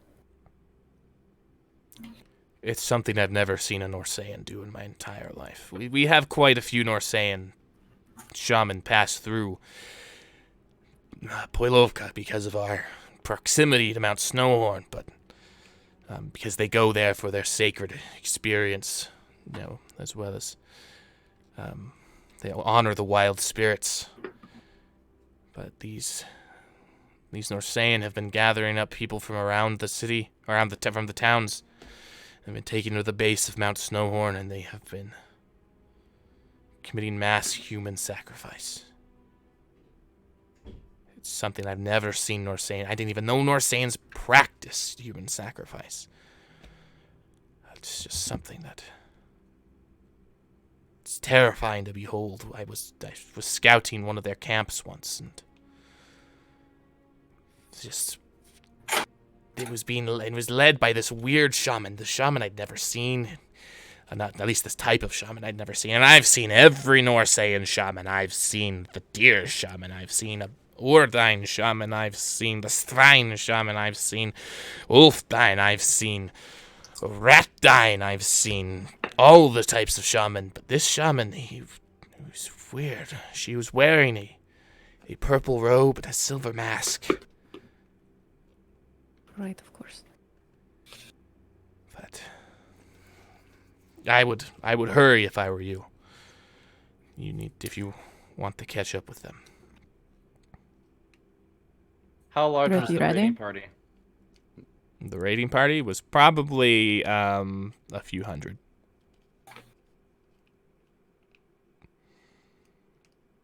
Okay. Leosha's Captain, gonna.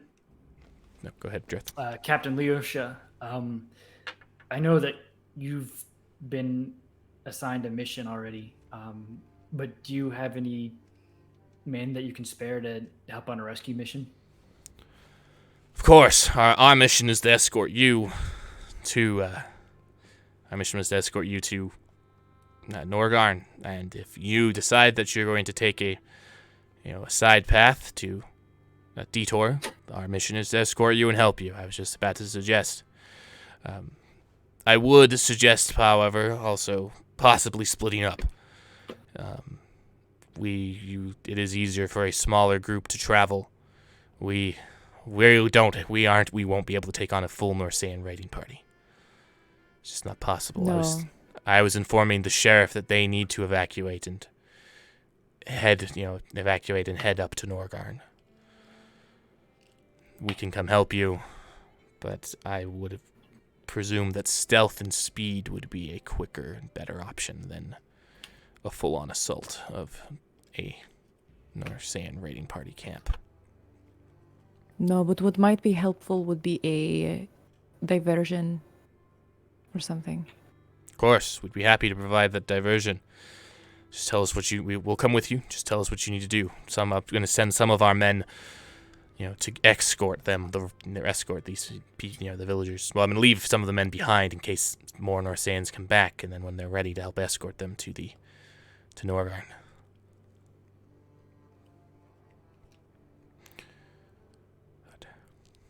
All right, but my men stand ready when you are ready.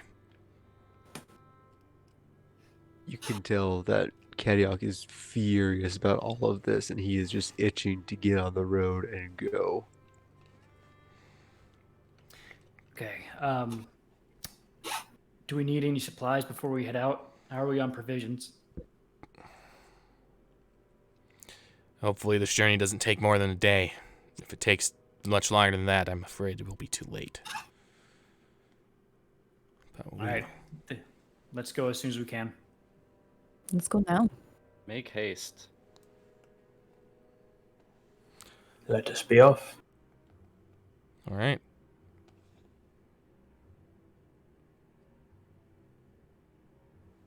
Okay. And we off. And you off. So, okay, I need someone to give me a survival check to see if you're able to follow the tracks. I think that's Kadiak's job. Mm-hmm.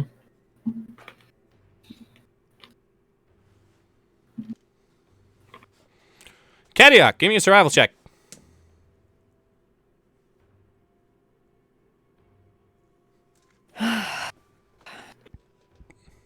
You're muted. 22. 22. All right, Kadiak, you being very familiar with how Norsaens march, similar to the Tuscan Raiders when they're trying to hide their numbers, marching in a single file line to hide their numbers. But also, but you're familiar with that, so you're able to identify where the Norsaen raiders have gone. Particularly since you know that they're headed to Mount Snowhorn. And out of curiosity, have you, Kadiak, ever taken a pilgrimage to Mount Snowhorn? Kadiak would have, yes. Okay. All right, cool. So you know several of the more, well-traversed holy sites. So that way you know where you're headed.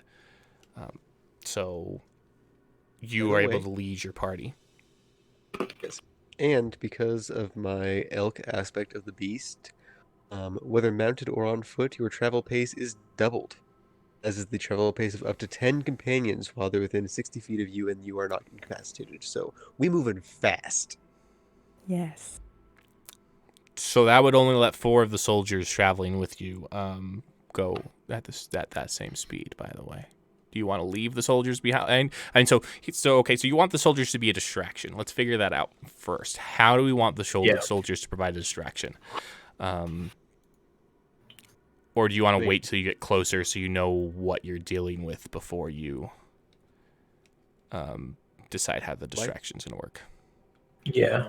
My thoughts were Podara would probably have rearguard scouts, and a giant troop of Mordeviran soldiers following them is a pretty good distraction, and the scouts would note that, and a smaller group would be sneaky off to the side, going actually fast towards them, and the big distraction would be, hey, there's a giant troop of soldiers coming towards us. Okay.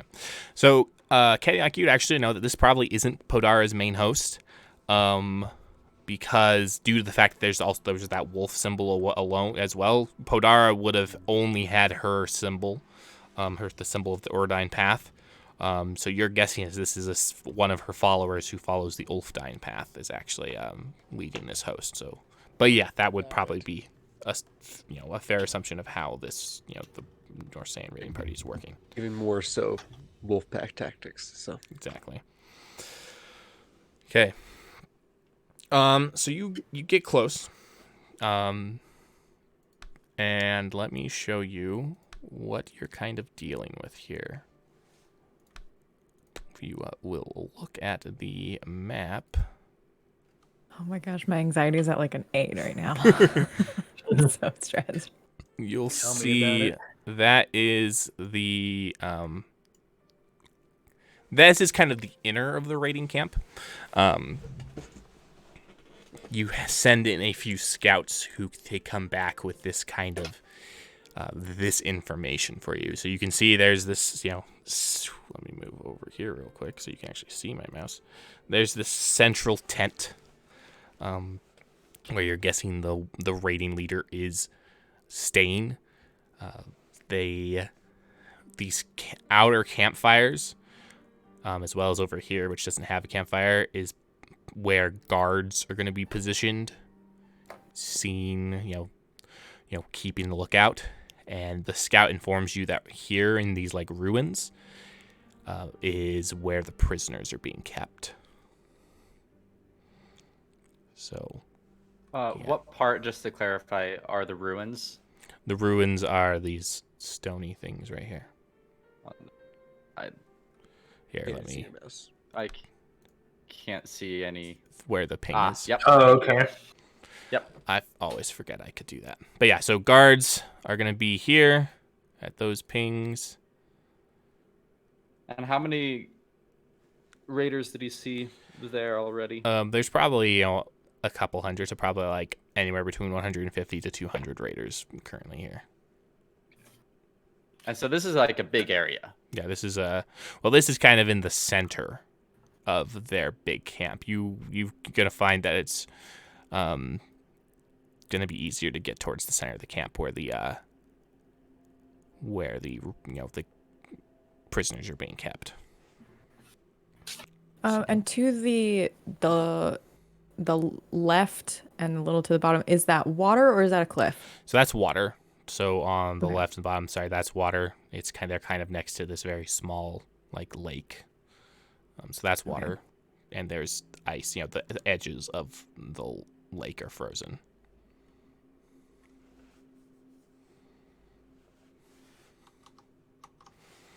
There's a lot of them.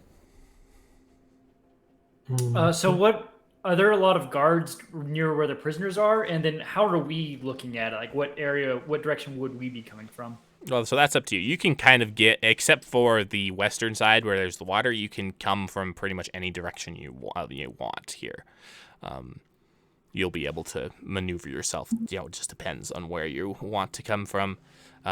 Each guard post, for lack of a better word, has probably 2 or 3 guards around it. So in total, in the center of the camp, anywhere from 10 to 15 guards. As well And as, did we see how many prisoners are there? the prisoners, there's probably about, 24 prisoners being kept.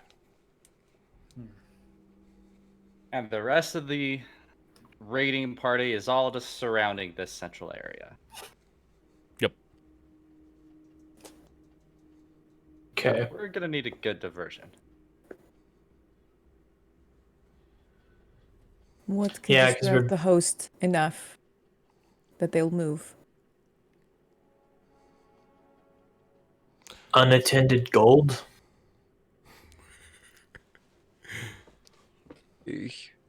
Appearance No. of an elder. That's You have any- interesting. Is have that any something we magic? can produce? Anyone good with illusions? No. Just baby ones. How baby? Like, yeah, no, not this. You make an can't- image of a person. Yeah. I can Nope. make something smell like a skunk.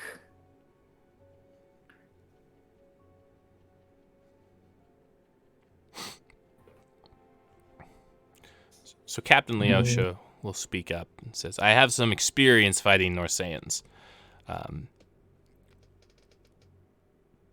Norsaens have a hard time backing down from a fight.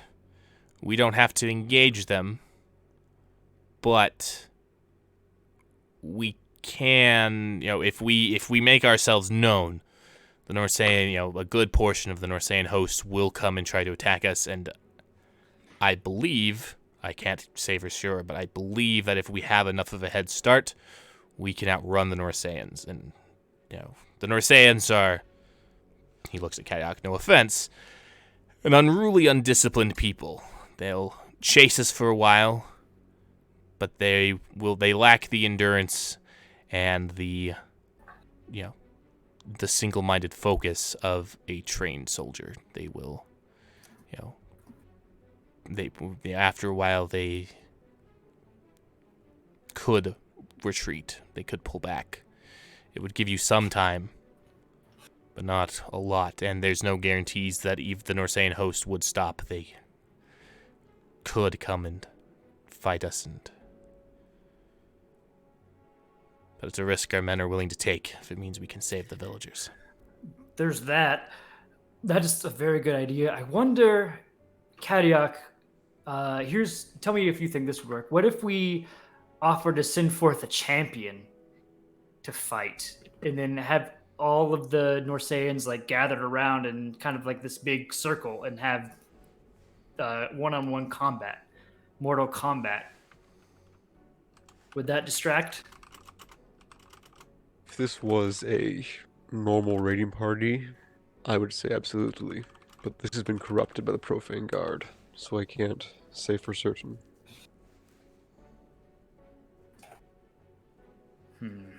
Okay.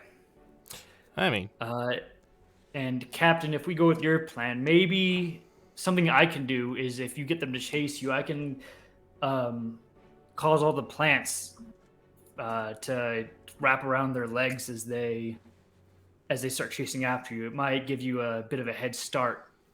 that would be greatly appreciated. while you're Anything on that the could be way. done to give us an advantage if that's the route we go. That would be greatly appreciated. I would say maybe try to signal your presence from further away so that you have extra distance to begin with. You Certainly. could set a fire, make some large amount of smoke or something. Gain their attention before they even see you. Oh, We can't lose you, Captain. And I mean, my life for, the Katenkov family, but I would prefer not to die today either. I would like to live until I'm very old, but I'm a soldier. Doesn't always get to happen.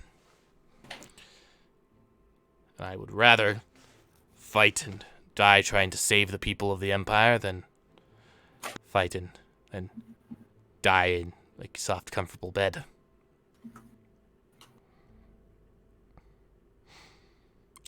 Still, I feel like we will need you yet. So please don't die. You honor me, Lady Katenkov. But, well. Alright, so the 3 plans that I've heard as the DM, just to clarify, is I've heard a minor illusion to try to get the people, I'm guessing a minor illusion of Maeve, to try to get the people to, do that. You are aware, however, that there is another elder, another Fey Lord that's in charge of this group. You're not sure how they might not listen to Maeve of any form. No, but they might try and kill her. Well, they're not that dumb to kill an elder.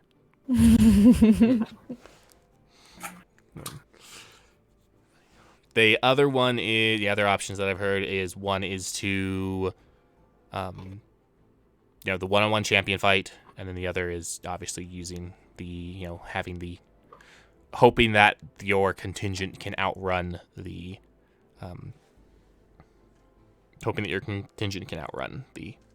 the raiders. I vote plan number 3. Pyotr has one more idea to put before everyone. Okay. What if we created the apparition of an elder out yonder to the... Wait, hold on. I don't know my directions, cardinal directions. East of the camp, and then further west on the water to split, hopefully, in such a way that it would be visible enough to enough of the camp to essentially just split it apart, hopefully. Thus leaving it empty and not hopefully putting people in danger. No Norsaen is going to go attack an elder. No Norsaen is that dumb or brave. They know that if an elder is going to making an appearance, they're not going to go attack it because the elder is going to kick their butt because a Fey Lord is pretty much a lesser god. That's valid. So it's a plan. It's not necessarily the best plan. Valid. I think if we can have Captain Leo, just kind of like pretend. Oh no! Never trust Never trust a man named Leo. No. We've done it again. That's why it's Captain Lyosha, not have I been saying Leosha? I have been saying Leosha. Oh, I don't know. I think I wrote it down like Leo. However, I've been saying I it. said Leosha. Leosha. Well, okay, let's call him Captain Leosha, not Captain Leo. Foreshadowing, he's gonna backstab us. Captain Leosha, if he can like have his men pretend to be like really confident, going like marching towards them or something with like lots of fires and yelling or something, so that they can hear him from really far away. But then as like when they see the Norsaens approaching or like getting revved up to go fight them, like turn around to be like, pretend to be all scared. That might give the Norsaens like a morale boost to chase them even more, give it good bait. That's what Drith proposes, at least.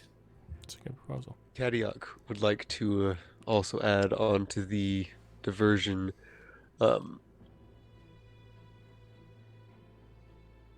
Corvette, you and Pyotr both said you could do small illusions. Could you, the sound of drums, perhaps?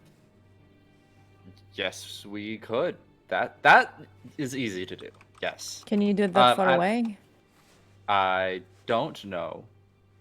I don't know the distance of I know like how far away I have to be from the location. You have to be From the like 30 location, feet away from but- the location. Is that from the location? But is that like how far the the sound travels to? Because I know that's how far away I have to be to cast it from wherever the illusion is kind of coming from.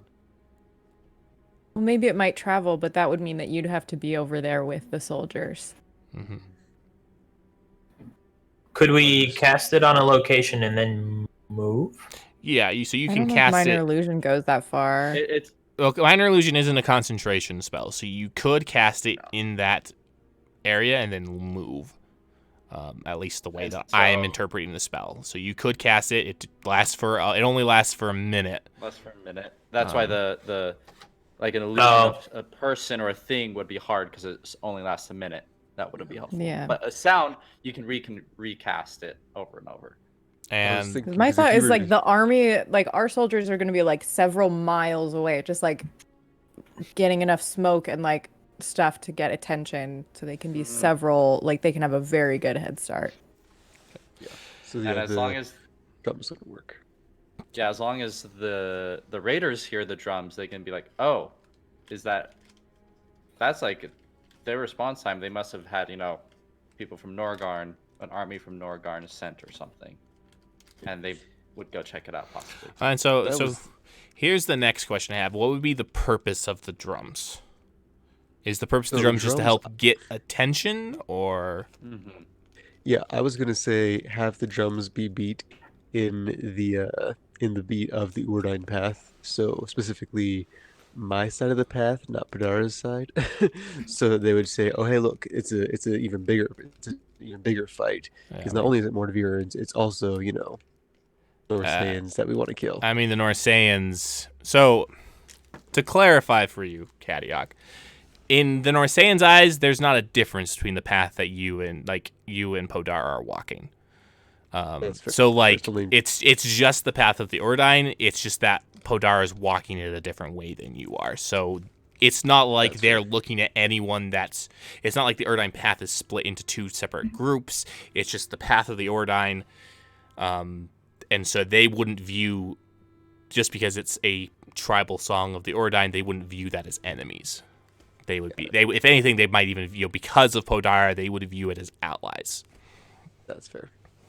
So either way, so and then someone else has got it. We won't bother. Okay, yeah, that's fair. Yeah. I feel like the drums are unnecessary. An I agree easy then, yeah. catch is probably enough. Extra bodies.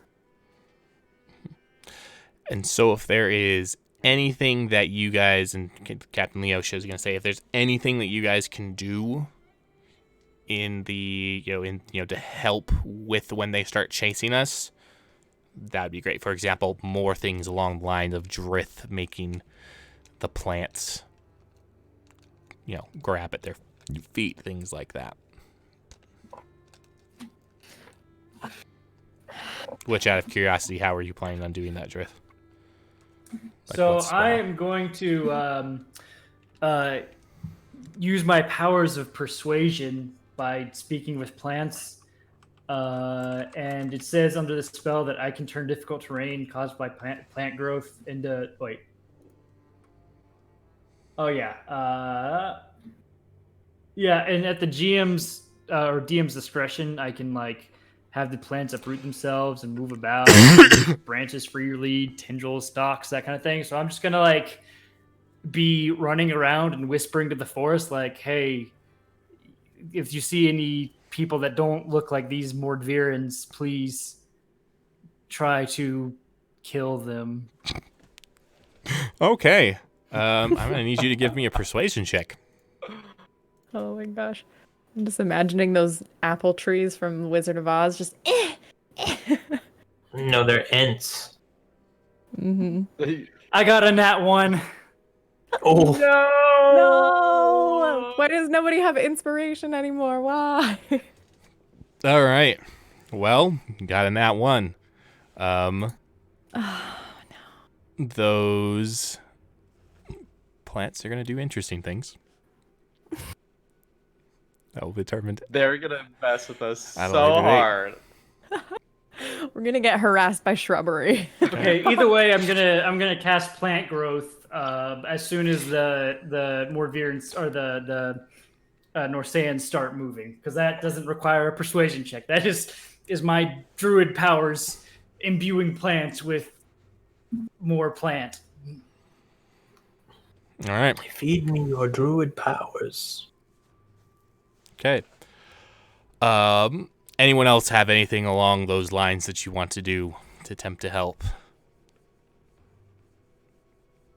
Are there any animals nearby? Sure. Okay. Well, I'm going to cast as a ritual Speak with Animals. And then I'm going to do the same thing and convince the animals to, be on our side. Give me an animal handling check. Oh, can I do that? Can I give him advantage by also speaking with animals? Yeah, you can do that.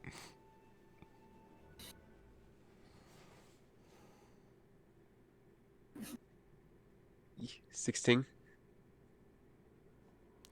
Okay.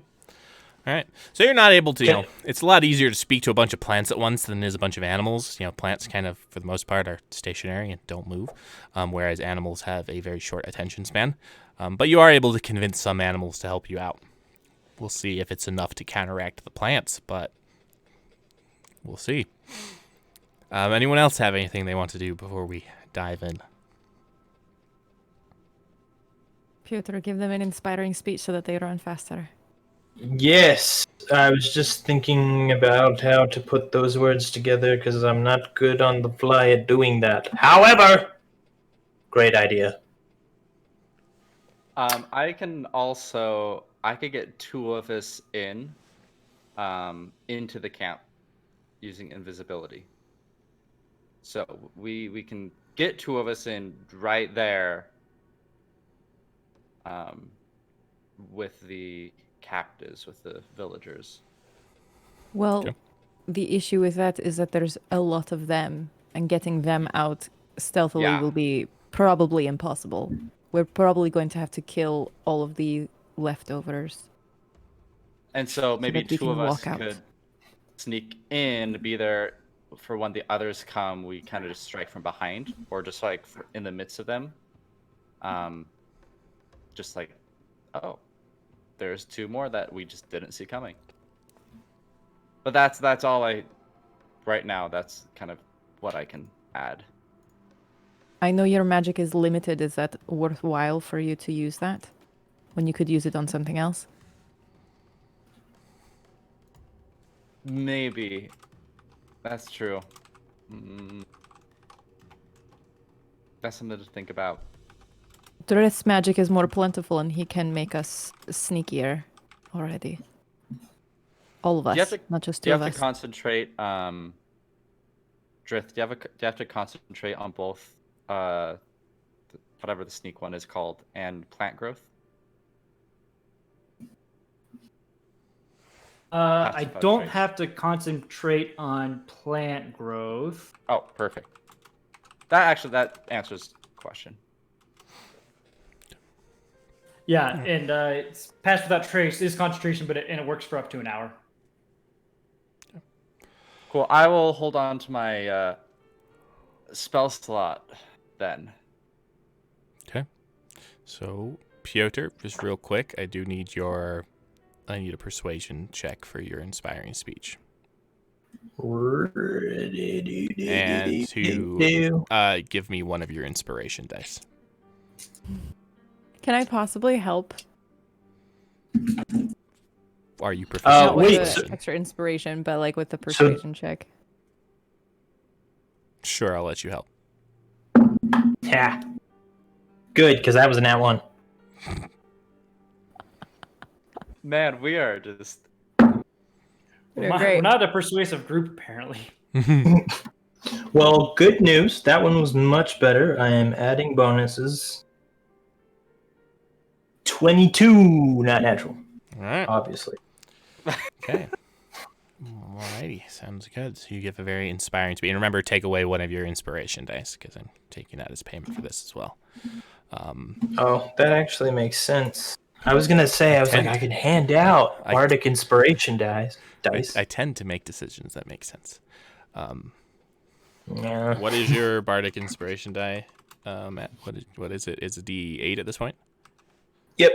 Okay. All right, cool. All right, there we go. So you are all poised to begin your rescue and distraction. We do need to end it there, however. We do need to end a little bit early. I forgot to mention that at the beginning of sessions. We need to end it a little bit early today. And that's where we'll pick up next time, is seeing how this rescue attempt goes. So thank you, everybody, for coming out. It's been a lot of fun. It's been good. Yeah, we'll be back in 2 weeks. Wednesday as usual. That would be, the specific date would be Wednesday, the 21st of April, where we will pick up right where we left off. This Saturday, we also have our Eldritch Noir campaign, mini campaign going on. It'll be session 3. Tune in for that. It's at the same time, 7 p.m. Mountain Time, 9 p.m. Eastern. And then just to recover the announcements we talked about earlier in the stream, we have our podcast up. If you are unable to listen to, if you're not able to watch on YouTube and you prefer to just listen as you're going, you can find us on you can use the command in our Discord chat to find out where that is, or our Twitch chat to find that in. So it's podbean.com, as well as soon it'll be on Spotify, Google, and Apple Podcasts, and Amazon Music eventually. But yeah, so there's those things. Cool. Thanks very much for coming out, guys. It was a lot of fun. We will talk with you all later. Bye, guys. Bye. Bye.